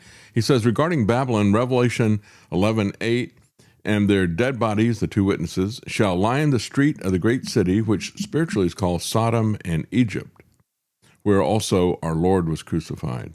Yeah, that's right. We are getting close to many of these things. I remember reading that and thinking, how in the world does the whole world see that? We don't even think about that twice now. It's very easy for the whole world to see anything that happens anywhere. But when I was a child, that was kind of unthinkable. We didn't even have satellite live sporting events at that point in time. Now everything is global, isn't it? That is the not just the Babylon that we live in, but it is also the Tower of Babel that we live in, I guess. The Syrian girl, one of the reasons people bought collectible golds like gold coins is because in the past, the criminal government confiscated gold. They bypassed collectibles. But it won't happen this time. I agree. Yeah, they're going to go for the gold. We're not just talking about the Olympics or any of these other sporting events. They're going to go for the gold. But again, the good news is that whenever they try to prohibit something, it never really works out the way they hoped it would. We've had drug prohibition for, let's see, was it 71? So we've had it for about 55 years, if I'm correct on the starting date. And I think there's still drugs around. So I'm told. I don't know. I said that once at Data Journal where I worked, and the other engineers over there looked at me and just shook their head and they said, no, I said, nobody ever offered. I was in bands and all this other, well, in bands, everybody had it. They were not going to offer anything for free. But I said, I've never had anybody try to sell me drugs. I think it's overhyped. And they said, they looked at me and they said, they probably thought you were a narc. And I said, I guess I did. Anyway, Peter Thiel. What is Peter Thiel? Is he a narc? He is something else. He is a technocrat. And of course, he's on the steering committee of Bilderberg. He's one of the top honchos there. There every year. And so is Alex Karp there every year. But he's got something else as well. He's had this private retreat where he has about 200 global elites meet every year. And it's very much like Bilderberg in the sense that it's people from government, business, technology that are going to meet. And so in August, they're going to meet in Ireland. And the interesting thing about this is that these people of global elite technocrats, these experts in computers and artificial intelligence, got hacked. What are the odds of that happening? They got hacked, and their agenda, as well as the attendees and a lot of personal details, they were collecting all kinds of personal details on the people that were showing up. So we know they didn't put all this out. We know the names of a lot of people who are going to be there, which is kind of interesting when you look at the guest list that is there. Wired magazine reported that it has independently verified the information that was first brought to light by a Swiss hacktivist, Maya Arsen Cremieux, concerning an August 12th to 16th retreat for this group called Dialogue, a private group that's founded by Thiel in 2006. So of the 222 attendees for this year's retreat, listen to some of the names on here. You've got the Treasury Secretary, Scott Bessent. You've got Ted Cruz. What's Ted Cruz doing meeting with the Bilderbergers in secret, right? That's pretty interesting, isn't it? Yeah, old Uncle Ted, he's got cards that he ain't showing people, doesn't he? I wonder what's going on behind those closed doors and why they suddenly get big lucrative contracts afterwards, as well as him getting big donations. That's right. So Ted Cruz is going to be there. Dano Supreme Allied Commander for Europe, a general, is going to be there. His name, I don't think you would recognize. I didn't recognize it. Palantir co-founder, not just Alex Carr, but Palantir co-founder, the U.S. Army Secretary Dan Driscoll, former Federal Reserve Governor and current Bank of England Financial Policy Committee member is going to be there. The Anti-Defamation League chief, Jonathan Greenblatt, the guy who sees anti-Semites under every log, right? Cato Institute president, that's one I didn't expect to see there. Libertarian think tank. You wouldn't think they would carry water for big government and the technocracy, but they do. A lot of the Dark Enlightenment people do pay lip service to libertarianism. You have the Koch Foundation executive director, and you have various Google executives, and of course they don't mention who this is, surprisingly. This is from LifeSite News. I would have liked to have known who these religious leaders are. They said various religious leaders, business leaders, and celebrities. I don't really care about the celebrities. It's probably going to be people the ilk of Kevin Spacey and Malcolm McDowell. But when you look at the religious leaders, I think they need to be outed and all this other kind of this stuff. But event session titles. Listen to this: money does buy happiness. Just so you know where these people are coming from. That's right. Probably have another session. Yes, it is the root of all of our evil. Navigating World War III. Well, that's nice because these people see World War III coming. And then the next one, battlefield technologies, things that you're going to do during World War III. Here's a couple of interesting ones. Build a cult and build a party. That's kind of what Peter Thiel has done with Donald Trump. He's built both a cult and a party around Donald Trump. And he's already done that, so he's going to pass that on to other people how to do it in their countries. They also have a "How's your sex life" thing, which is probably because of Epstein being arrested. It's really hard for all these people. Yeah, that's right. Yeah. How's your sex life? Just make sure you don't get caught. Whoever is taking his place, because there's somebody that's taking Jeffrey Epstein's place. This is not all over. It's kind of like when I read that book. I can't remember the author's name, Annie Jacobson, I think. But she wrote this book about Operation Paperclip and about DARPA and some of the dark stuff that's being done in the middle of the 20th century. And people will write these exposés about what happened, and they'll always put in there, it's not happening now, but this is really bad back in the day. And it's like, I guess we can all look at this, and one of the things they're probably trying to get people to think about is like, wow, this is really horrible when Jeffrey Epstein was around. But he's gone now, and Ghislaine Maxwell's in prison, so we don't have to worry about that. No, they've got somebody taking his place. No question about it. We just don't know who it is right now.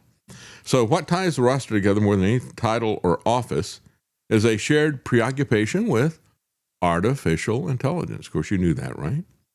Longevity and the near future. So these are people who want to become like God. That's their fascination with artificial intelligence. and they want to live forever. Again, we see this as part of the singularity, part of the technocracy for the longest time. Asked on a sign-up form to predict the future, registrants would return again and again to the same theme, that AI will reorder work, AI will reorder war, AI will reorder education, and AI will reorder our belief systems in a few years. So yeah, not like Steven Spielberg saying, hey, these lies that we've got out there about UFOs. And by the way, I've got a real interesting interview that I recorded yesterday with a guy who wrote a book called UFOs and God. He wrote a book about that. He's also got a documentary that's coming out in the fall. The book's going to be coming out in August. And he makes some really strong Christian observations about all this stuff. I think you're really going to like that interview. We got that coming up tomorrow on the show, which will not be live, but it will be new interviews. We've got an interview with him and one with Eric Peters. And so they're looking at all this, and they're thinking that AI, not UFOs, is going to reorder our belief systems in a few years. Several of them foresee mass labor displacement and a swing back toward unions and government programs. Others predict an AI winter. What does that mean? You know, they've talked many times about a nuclear winter, which is the devastation, basically, you know, deprivation, starvation because of a nuclear war. Well, a deprivation, starvation because of AI. Domestic terrorism targeting data centers. Criminal defendants choosing an AI lawyer over a public defender. Well, you know, I probably would make that choice as well.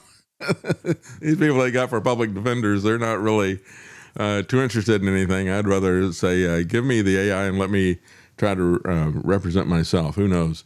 They may come up with some bogus legal citations that it just made up, but hey, that's better than a public defender. And a religious revival. They'll be provoked by the disruption. Now, that I think is true. You know, when things get really tough, there is going to be a religious revival. And I think that's a good thing.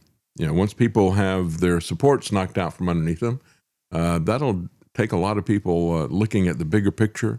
It'll take a lot of people who are desperate for some hope, and there is hope in Christ. And, so, Peter Thiel. Also, I mentioned Epstein. It turns out he is, in fact, a former attendee of the dialogue group that came out in the Epstein emails. Wow. I didn't realize that. I was trying to find the names of the people for the religious leaders that you mentioned, but found Epstein. Well, I'm sure he was asking people, how's your sex life? I have this special formula to improve it or whatever. He could have taught that panel, or hosted, I mean. Recorded it. Let's just say he recorded it on videotape. Thiel was an early backer of future Vice President J.D. Vance, who, listen to this, in his new book, J.D. Vance credits Peter Thiel with helping him to return to faith. Isn't that amazing? What kind of faith has he got if Peter Thiel is going to help him? Because Peter Thiel is obsessed with his version of the Antichrist, and it isn't anything that has to do with the Bible at all. Despite, says LifeSite News, despite Peter Thiel being homosexual and socially liberal, he was the one who helped J.D. Vance to find Christianity. What kind of Christianity, we should ask, I guess. Earlier this month, the watchdog group Public Citizen found that Palantir received more than $1 billion in new or expanded government contracts since donating to Trump's ballroom construction project. Like I said, they're going to donate millions and they get back billions. It's going to be funded by bribes and by taxes on you and I. That is a certainty that we're going to see. So again, the Dialogue Network was super secret, but now even these guys can't protect their data. This is why we say, you know, when you have all these people who are obsessing about creating online databases to know everything about you and to track you, it's just a matter of time before somebody hacks into that. The people who would be entrusted to build this system and to keep this data are the same ones who just got all their stuff hacked. As I point out, 20 years ago, Thiel and an associate founded Dialogue, an invitation-only network of elites including people like Jeffrey Epstein, as Lance pointed out. Dialogue was so secretive it never had a public-facing website. Its participants were never identified to outsiders until now. And now they've been exposed online, opening a window into the influential but discreet organization. And it is kind of interesting that as all this is happening, Peter Thiel says, I now no longer believe that freedom and democracy are compatible. I guess that's why he supports Trump, right? The leaked data includes a lot of details about the people coming. It's not just their names. It has their names, their employers, their locations, their email addresses, their assistants' email addresses, their birth date, their mobile phone number, their emergency contact, their dietary restrictions, their bios, their predictions for 2031. There's always that date again, right? 2030 is when they want to have their new society in. So what does that new society look like a year later? Their fun facts, quote unquote. I guess that includes how their sex life is, but or what their sex life is. Talents and interests, book recommendations, and even if they are, quote, looking for love, unquote. Uh-oh, I wonder what that means. If you're looking for love, we've got the contact information for that as well, I guess. Maybe they should change the name of this organization from Dialogue to Doxed, because that's what these people got doxed big time. So they collect all these details on them, and then they can't protect it. That is par for the course. So attendees are also asked to provide their political leanings, and they give them multiple choice. Far left, left, right, and far right. How about that? So these guys are not too smart, are they? Left and right, false paradigm. I mean, there's a lot more to your political spectrum than can fit on a left-right paradigm. People don't realize that. But, you know, when you have these kinds of guys, they think they've got it all figured out. As a matter of fact, we'll see what Jensen Huang, the CEO of NVIDIA, says about this in just a moment. It's just wild to me how once this again shows that people who run the world are so confident in their safety, they don't really bother with any proper operational security to the person who hacked them. Not even for their off-the-record secret conventions where they all network and discuss our collective future. Boy, that's spot on. And that's the person who hacked them said, it's amazing to me how arrogant these people are.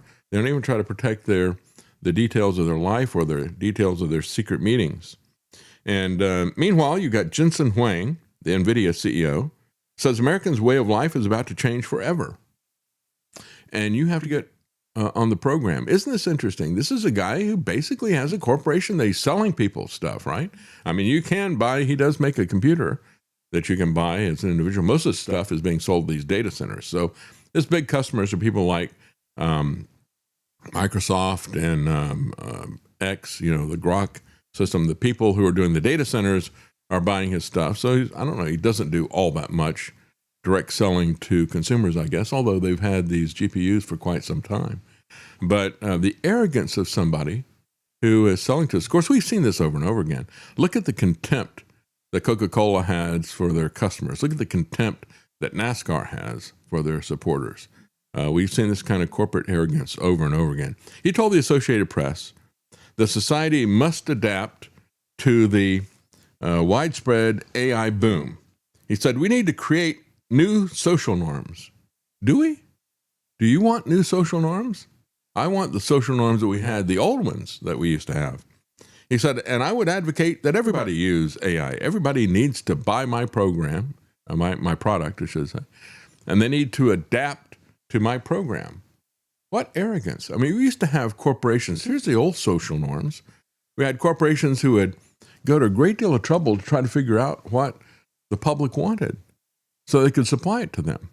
Now you've got these people who get subsidies from the government so that they can push what they want and what the government wants onto us. He went on to say that AI and other forms of technological innovations require regulation and new societal norms. Listen to his argument here, and you tell me if this guy is smart.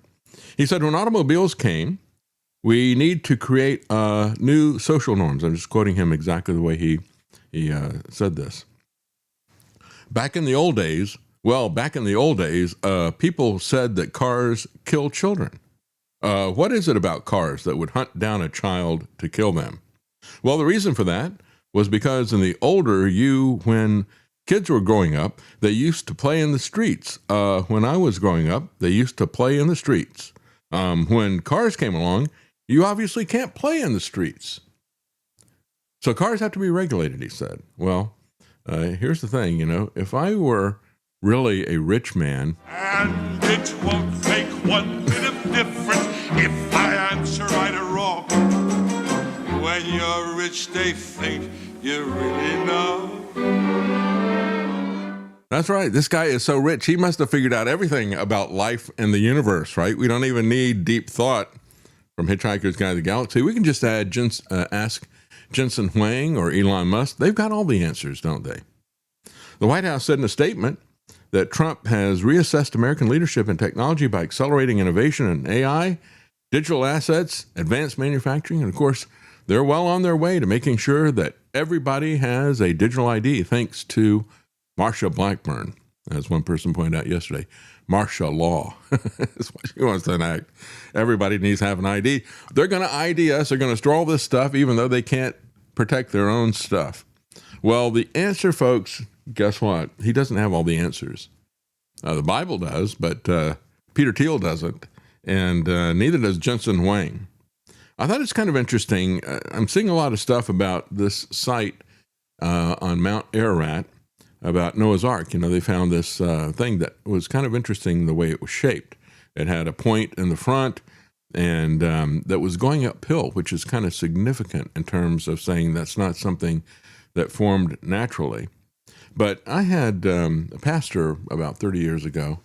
He said, they could find Noah's Ark and they could prove that they could have all the rooms and all the rest of the stuff that are there. And that's what they're looking at right now.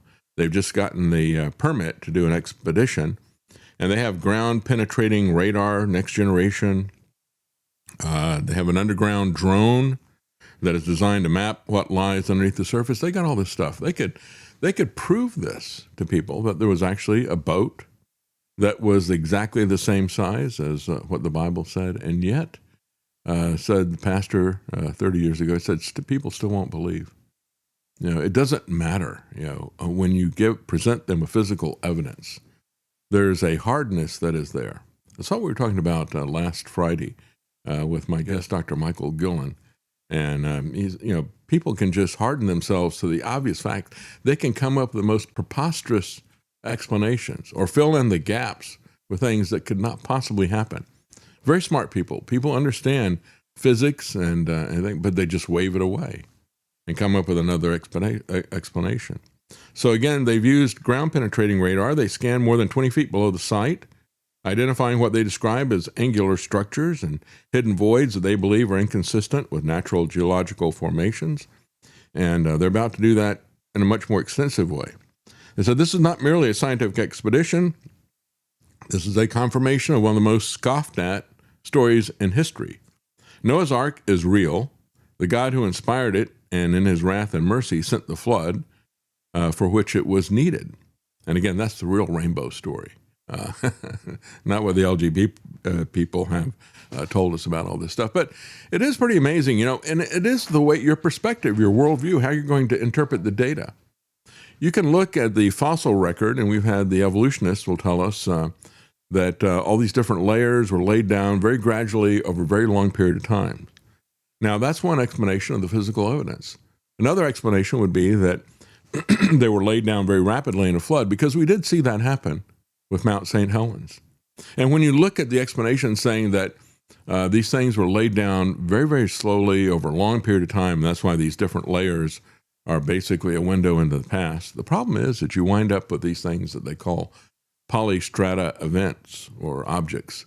You might have a tree, or you might have even a fish or something that is transversing, kind of vertical orientation, transversing these layers. That would mean that that thing was in place over an extremely long period of time.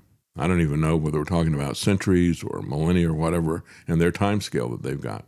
That is not something that would have happened. But if it happened, very, very rapidly, if these things were laid down very, very, very, very rapidly, that would explain a polystratic event like that. And so, again, when you look at the physical evidence, what you make out of it is in most cases going to be determined by your preconceptions, by your worldview. The question is, you can look at all these different explanations that people present out there, and you can ask yourself which one is the most logical, which is one is the most reasonable. And over again, it comes back to the version that is in alignment with the Bible. Heavy rains and earthquakes in May of 1948 washed away the surrounding mud, revealing the mysterious formation that was then discovered by a Kurdish shepherd. Again, kind of interesting is that it was revealed by a second local flood. Many people will say, well, the Noah's Ark was just a story based on a local flood. I don't believe that either. I think that we have a geological record around the world that indicates that there was a global flood. While many scientists argue the formation is a naturally occurring one, geologically, others are convinced that it points to something that is far more extraordinary. The guy who's running the project told the Daily Mail, he said, naturally, an object would not form this way with a pointed end uphill. With fluid dynamics, if this was an obstruction that was naturally forming around a rock on the earth or a mud flow, then the pointed end would be downhill and the rounded end would be uphill. And he added that he and his team have uncovered a tunnel that is not filled in, and it leads to a big central void, a room that goes much further down that is square-shaped. He said some people have theorized that Noah's Ark had a multi-level big atrium to let light and air circulate between the three decks. He noted that the key development in the investigation was the discovery of different soil inside of the mysterious formation. Inside, the soil is less alkaline. It has more organic matter, it contains more potassium, which is what would be expected from decaying wood, which lowers the pH and adds carbon and potassium, he said.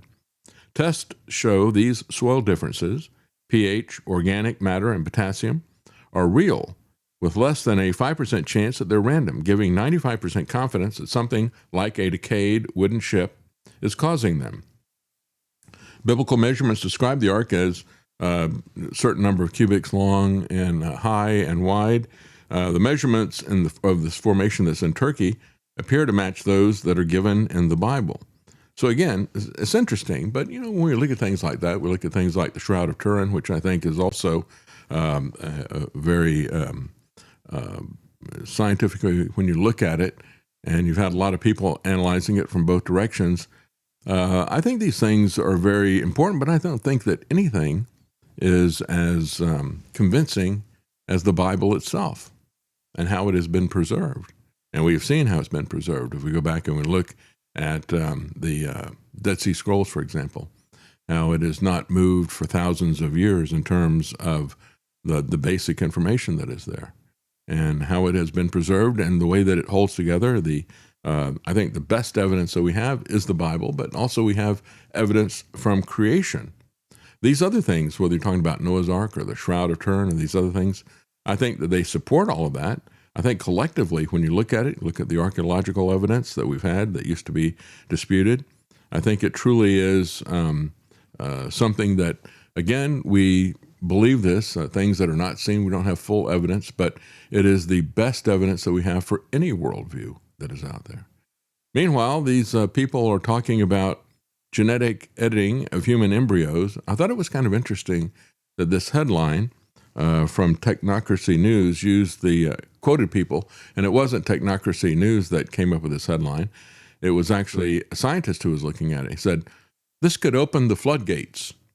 And there's a lot of people whose interpretation of Genesis 6 is that that was the reason that it was corruption of the human race because of genetic modification that caused God to do a flood in the first place. So this may very well open up the floodgates.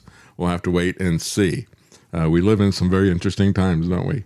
But they said this kind of genetic research, eugenics and other things like this, is really kind of opened up the floodgates. It said they violated this, what was essentially a gentleman's agreement, that we wouldn't do this type of thing. Last year, a 9.5-month-old baby was cured of a rare genetic disorder thanks to cutting-edge gene therapy involving basic editing. But as we do that, this is something that takes us into a very, very dark dystopian future, one that we've seen talked about extensively in Brave New World, for example. You know, how far away are they from that kind of eugenics vision, that kind of societal engineering, as well as engineering of individuals? In the backdrop of all of this, just understand that politics is not going to save you. See, Uncle Ted is going to be meeting with a globalist in secret. Now it's no longer a secret. But there was this article from World Magazine. The headline was, "Moving on from Pride Month." Do the Republicans really want to move on from Pride Month? Remember the very first day of Pride Month in June? You had this conservative congressman from Tennessee, Andy Ogles, who is not any stranger to controversy. This guy has said some really controversial stuff and hasn't backed down. But somebody in his staff put up on his X account, put up a statement that said, homosexuality has no place in America. Happy National Family Day. They put that up. So they were reacting and countering Pride Month. And they didn't say it the way they probably should have said. You know, we're not going to take pride in this. We're going to take pride in our family. That would probably have been the appropriate way to do that. Nevertheless, by just the way they phrased this, he was attacked for being anti-homosexual, for being hateful, let's say. And it wasn't just coming from the left. It was people across the political spectrum, everybody in the GOP, including Mike Johnson, who loves, like Pete Hegseth, to wear his Christianity on his sleeve. He came after Andy Ogles, this guy who, like I said, he is no stranger to controversy. And he says some pretty controversial things and sticks to them. He groveled and apologized to his Republican colleagues for the tweet on the first day of Pride Month supporting the family. That's where we are right now. And it's not just that. I mean, look at the way the GOP has rallied around Scott Presler, this guy with like hair down to his waist, and he's a proud homosexual. And so is Melania, a proud LGBT supporter. The Trump administration, the Trump campaign, rather, I should say, in 2020, had all kinds of rainbow merchandise. They have had festivals and weddings at Mar-a-Lago where they celebrate this, the same-sex mirage stuff. And so, you know, even has adopted as his theme song YMCA, which is the national anthem of the LGBT. He's laughing at his supporters, frankly, I think. Pride Month was started by President Bill Clinton in 1999. But of course, this other guy, General Flynn, who goes around holding these quasi-religious revivals around politics, celebrated the second Pride Month of the Pentagon by using Chris Beck, who is the adult male who got talked into transitioning and becoming a female for a short period of time. He came out of that and he said, we've really got to push against this, because if they were able to do this to me, an adult SEAL, imagine what they can do when they apply those same psychological tactics to children. But it was Michael Flynn who celebrated and pushed him in that. He did that in 2014 for the second anniversary of the Pentagon's Pride Month. So the bottom line, folks, is that, you know, the GOP is not your source of help here. They are part of the problem, frankly. James Tallarico, as we're talking about this, of course, the left is fully on with this. We all see that. A lot of people, however, don't see what is happening with the Republicans. James Tallarico, though, he doesn't try to hide it all. He got paid tens of thousands of dollars by a firm that teaches your kids that they're racist. They're racist and they're in the wrong body. You know, that's really where this guy is coming from. Boys in What happened? Sorry, I went back to you. Boys in white dresses with blue satin sashes, girls dust with hormones till they grow mustaches, changing the gender of all your offspring. These are a few of my favorite things. Well, they didn't quite get the melody right, but they had him dressed like Julie Andrews in Sound of Music. And the organization that he got this money from, the firm's founder, Larkin Tackett, wrote extensively in 2020 about how his skin color had forced him to, quote, perpetrate white supremacy culture with our clients and our partners within our own organization, unquote. Despite his best efforts, he just couldn't help it because of his white skin color. The language is extensively similar to that of Tallarico in May of 2020, who claimed that his ethnic background was a virus that all white Americans spread, even unknowingly. He believed that the only cure is to proclaim loudly and unequivocally that Black Lives Matter, said Tallarico. He said, white skin gives me and every white American immunity from the virus. We spread it wherever we go, through our words, our actions, our systems. We don't have to be showing symptoms, like a white hood or a Confederate flag, in order to be contagious. So think about this. So not only are you born in the wrong body, you're born with the wrong race. That's right. And you are a virus. These people always call us a virus when they want to exterminate us. That was something that I thought was truly amazing when I took the kids to the Children's Museum in London. They had a loop running there, pushing the Gaia theory, telling everybody that Gaia was the Earth, was this sentient being, and that human beings were a virus, and we had to be eliminated in order to save the Earth and this mass variety of flora and fauna that we have here. And so that was something that's put up. That was the depopulationist roots of the climate scam, the climate MacGuffin. And here he is applying the same stuff, and he's using white skin privilege, which is really where this came from. It was something that was popularized by the radical left, the Weathermen, Bill Ayers and his wife. They popularized white privilege, but they actually took it from a guy who started it with white skin privilege. So this guy's got Marxist roots. He wants to purge and eliminate people. He is something of a raving racist himself, and he got $80,000 for that as well. As a matter of fact, speaking of raving racism, Marxism, and all the rest of it, that's kind of all tied together with the Southern Poverty Law Center, isn't it? And we had the current president of the Southern Poverty Law Center and Congressman Brandon Gill, who did a great job of exposing this guy. Your organization said that restricting and banning abortion is a tool of that the far right uses to maintain white supremacy. Do you believe that pro-lifers are white supremacists? I believe that reproductive liberty is... No, do you believe that pro-lifers are white supremacists? I will tell you what I believe if you're asking. Yes or no? I can't answer that question, yes or no. I don't think that pro-lifers are white supremacists. Do you? You can't answer it yes or no. What I think is that reproductive liberty is a right that every woman should enjoy. How many babies in the United States that are aborted are black? About 40% of abortions nationwide are of black babies. Blacks represent about 13% of the population. Does that sound like something a white supremacist would oppose? What I would say again is that SPLC supports reproductive liberty. Calling somebody a white supremacist is a pretty serious charge, isn't it? I would think you would be able to defend that if your organization says that. You clearly seem unable to. Mr. Gill, I'm not sure why you would think I'm unable to do anything. Because you're the president of the SPLC, which labels pro-lifers as racists. Well, he just said he couldn't answer yes or no, so he is unable, right? Epithets like that without any justification. Yeah, without any justification at all. Well, here's the justification. We just had, what's happening in the UK. You've had, for the longest time, the power's been passed back and forth between Labour and Conservative parties.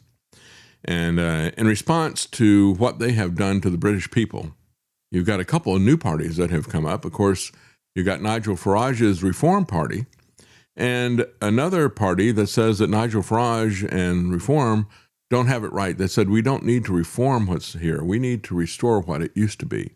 You're just going to rearrange these deck chairs on these institutions. They need to be purged. And so this was a report that was put out by the new party, Restore Britain. They released a report this week documenting the systemic rape of British girls by predominantly Pakistani Muslim rape gangs across the country. The report follows a string of official reports that Restore Britain leader Mr. Rupert Lowe contended were watered down by Labour Party officials to avoid offending the Muslim electorate. It said the rape gang inquiry was necessary because the state and its institutions, that would be the police, social services, schools, the National Health Service, licensing authorities, and governments, allowed these gangs to operate with impunity. There was a demonstrable lack of political will to confront them. The Labour Party initially refused a public inquiry altogether. It'll be many years before this inquiry is complete, and there is no guarantee that it will adequately address the politically sensitive ethno-religious nature of the phenomenon. When in government, the Conservative Party did very little. And so they outlined the systemic rape of 250,000 plus British girls in this. The report concluded a minimum of 250,000 white British girls were raped by these gangs, with Pakistani Muslims making up the majority of the offenders. Well, there was an interesting op-ed piece from RT that was written by Konstantin von Hofmeister, author of the book The Fate of White America and the director of an organization called the Multipolar Press. And he had an interesting observation. I agree with some of it. I disagree with some of it. He said, human beings are not blank slates. People favor their own ethnic group. This is not racism. It is kin selection. He said, voting patterns, nepotistic networks across the globe confirm it. Most non-white groups operate tribally as a matter of course. Middle Eastern clans, African kinship networks, South Asian extended families, East Asian ethnic solidarity, and Latin American patronage systems all prioritize our people first. This is normal human behavior. I got to say that is absolutely right. I've seen this type of behavior from in employment areas, from fast food to high tech. You get somebody that comes in, they could be Indian, they could be Latin American, Mexican, or whatever. They come in and once they get into a position of hiring, they start hiring everybody that is just like them. I've seen that happen over and over again. Like I said, everything from fast food to high tech, I've seen it happen. And I could name the places where I've worked, and I've seen that happen. But as he points out, that's kind of a natural thing, except for whites. He said whites are the glaring exception. Through Christianity's universalism, Enlightenment's individualism, and post-World War II indoctrination via education, media, and elite institutions, Europeans have been brainwashed into viewing themselves solely as atomized individuals. Well, I would say that is not the case for Christianity. Christianity does have a universalism. This is one of the reasons why I say there's a stark difference between the viewpoint of the Jewish Zionists who say, well, we don't want to single out an ethnic group and disparage them, but don't you dare say that we Jews are the same as everybody else because we're better than everybody else. And so that is something that is in stark contrast with Christianity that says God treats us all as equal to each other at a certain level, right? There's no favoritism with God. He doesn't have a favoritism. He has different roles for men and women, but nothing favoring men over women. He has different roles for Jews and Gentiles, but he doesn't favor one group over the other. And the same thing is even true, he said, of slave and free, because they had slaves back then. It wasn't invented by the West. It's always been around in every culture, especially in Muslim countries. It still exists to this day. And so the bottom line is that, yes, Christianity treats all men created equal. The basis of our government here, the Christian principle that is the basis of America. And he's endowed them with certain inalienable rights. And it is the communists that want to have an equality of outcome that is coerced and forced on people, not an equality of opportunity. And so that is a Christian value. But these other things he's talking about, the post-World War II indoctrination, that is to kill that, because we're going to go a little bit longer. That indoctrination is really there to shame people and to silence people. And that is the true problem with all this. The problem is not with Christianity's universalism. The problem is that we have been taught to be ashamed. We've been told to be quiet about it, even under the threat of things happening to us. And so I want to play a little bit for you of this. That's why I wanted to go a little bit longer.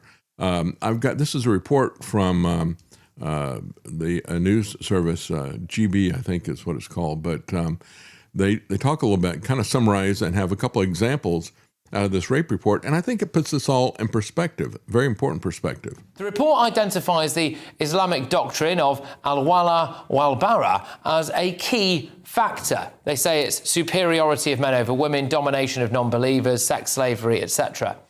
The report also says that it is directly due to mass immigration that this ideology was brought into Britain. Now, there was a failure right across all aspects of the state. Police reportedly ignored or destroyed evidence and criminalised the victims. Medical professionals allegedly discharged girls as young as 13 who presented at medical facilities with sexually transmitted diseases, who were pregnant, or who had even attempted suicide. Schools allegedly observed older men collecting girls at the gates. They heard disclosures about rape on school premises and responded by excluding the victims rather than protecting them.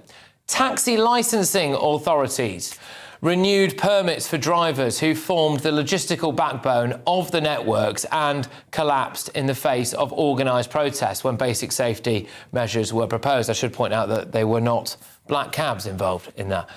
And it identifies political failures. The report claims Labour-dominated councils and MPs were briefed on the gangs long ago, yet later denied any knowledge. It says the party prioritised electoral reliance on Muslim voting blocs and then blocked or watered down inquiries, suppressed ethnicity data and framed legitimate concerns as far-right agitation.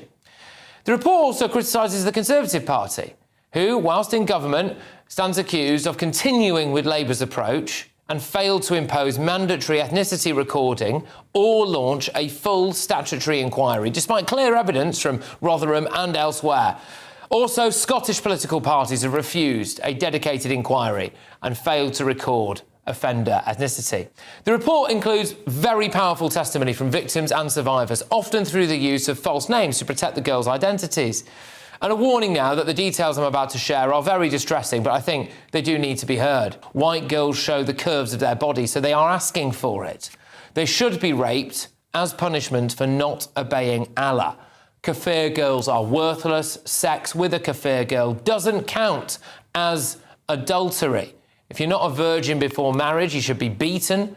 She says that many times she was told that the Quran says if one of your wives disobeys you, beat her. This was often quoted to me before they beat me with their hands. They believed they had a position of religious moral superiority over non-believers.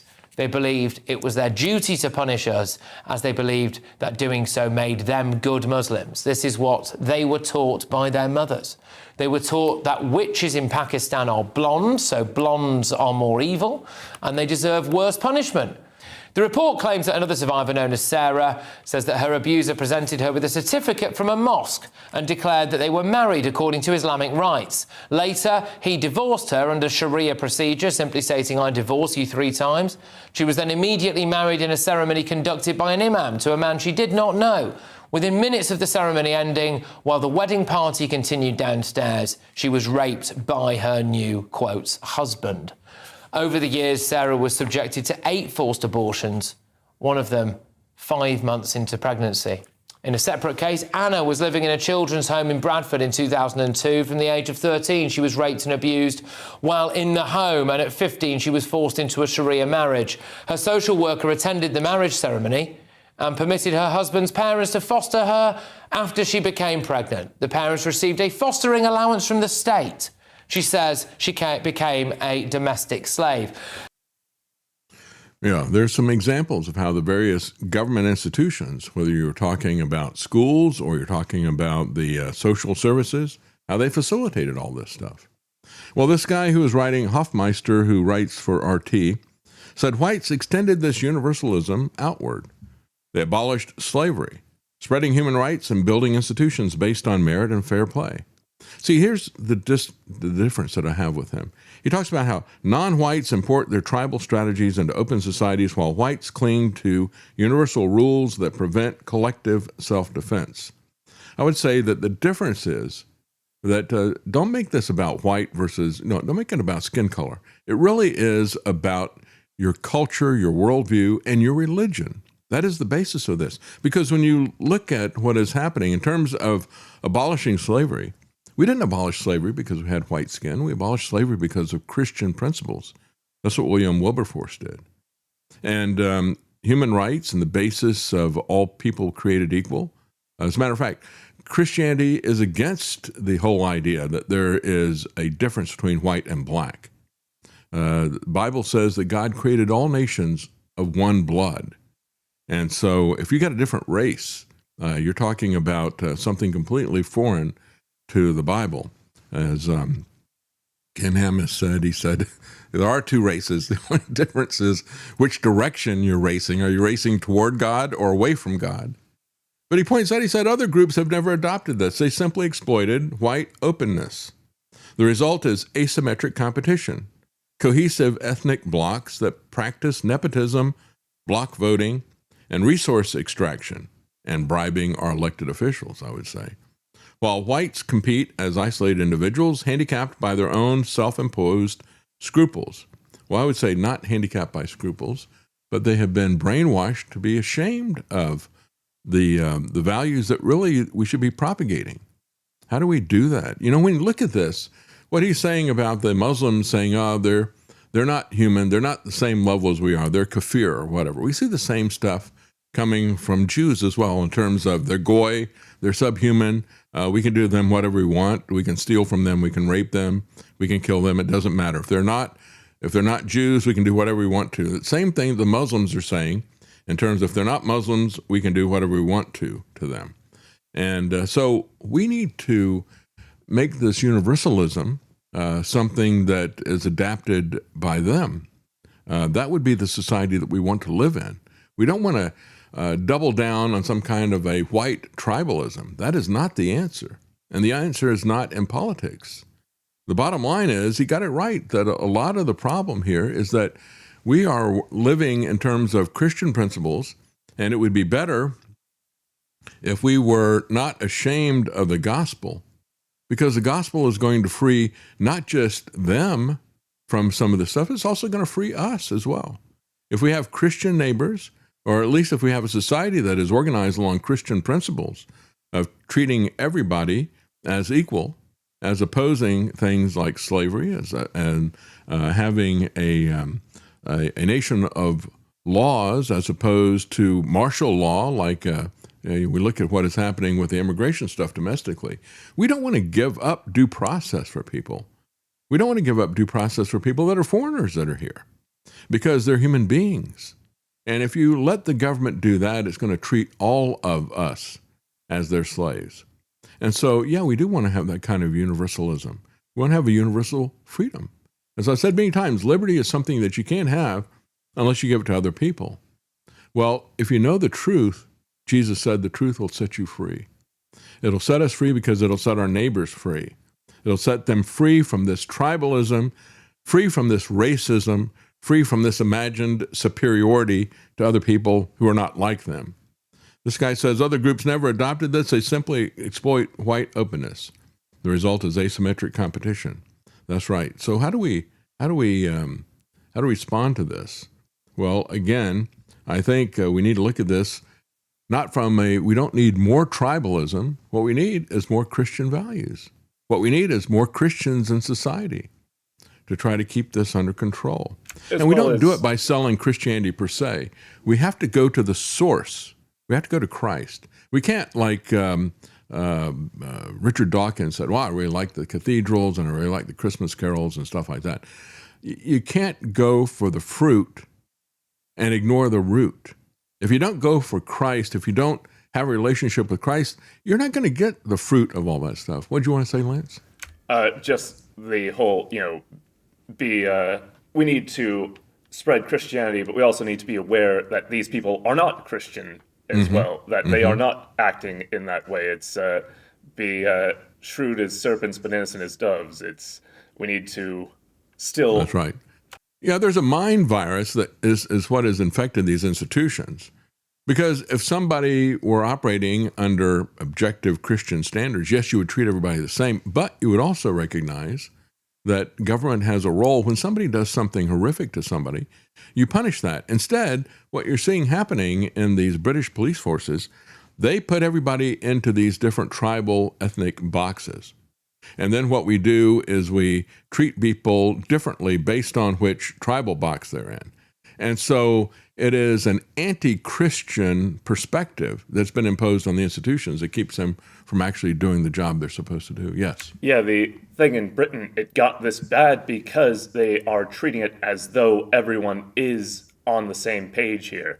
In game theory, the most famous thought experiment is the prisoner's dilemma.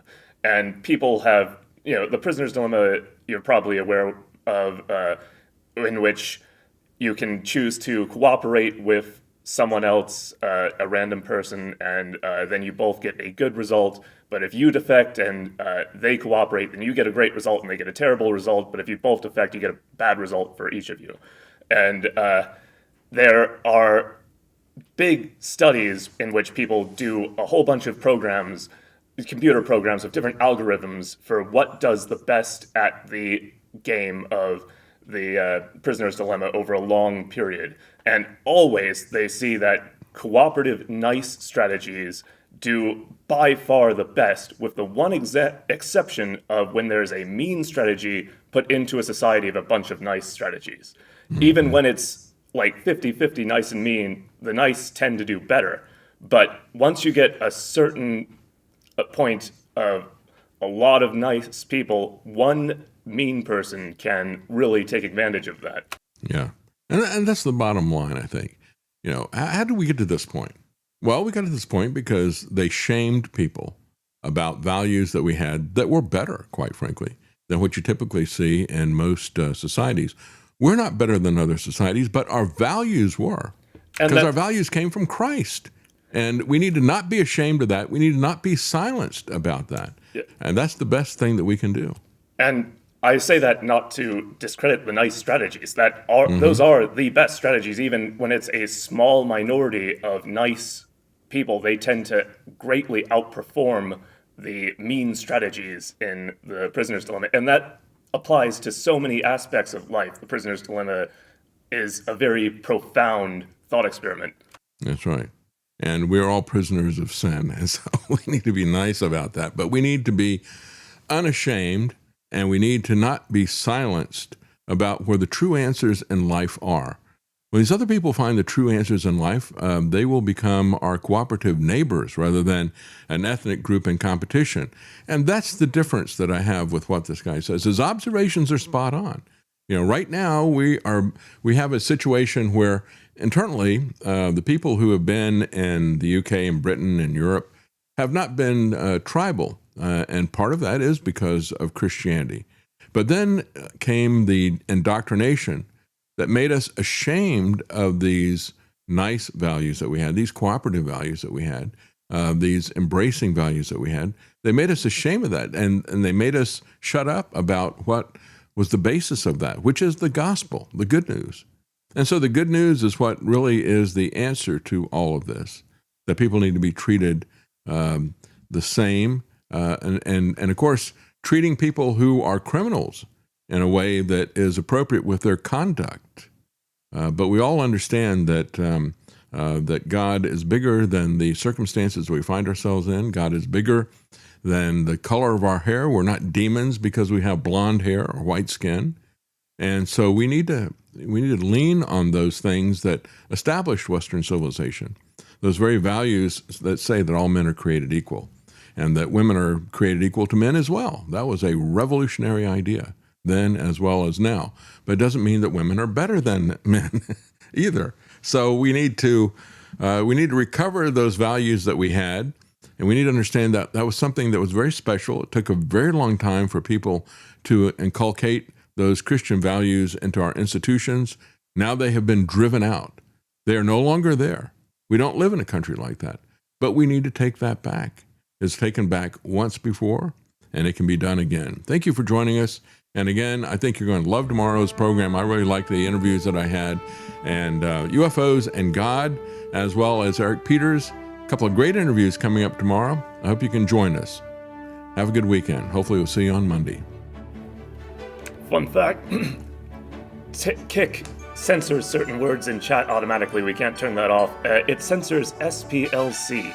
Really? Yes. Oh, okay. The Somebody had to write that SPLC down. Can't be put in Kick chat. Is that right? How ironic, since SPLC wants to censor everybody else. The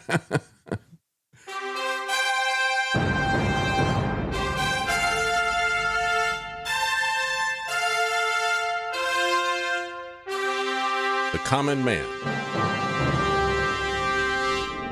They created Common Core to dumb down our children. They created Common Pass to track and control us. Their Commons Project to make sure the commoners own nothing. And the communist future. They see the common man as simple, unsophisticated, ordinary. But each of us has worth and dignity, created in the image of God. That is what we have in common. That is what they want to take away. Their most powerful weapons are isolation, deception, intimidation. They desire to know everything about us while they hide everything from us. It's time to turn that around and expose what they want to hide. Please share the information and links you'll find at thedavidknightshow.com. Thank you for listening. Thank you for sharing.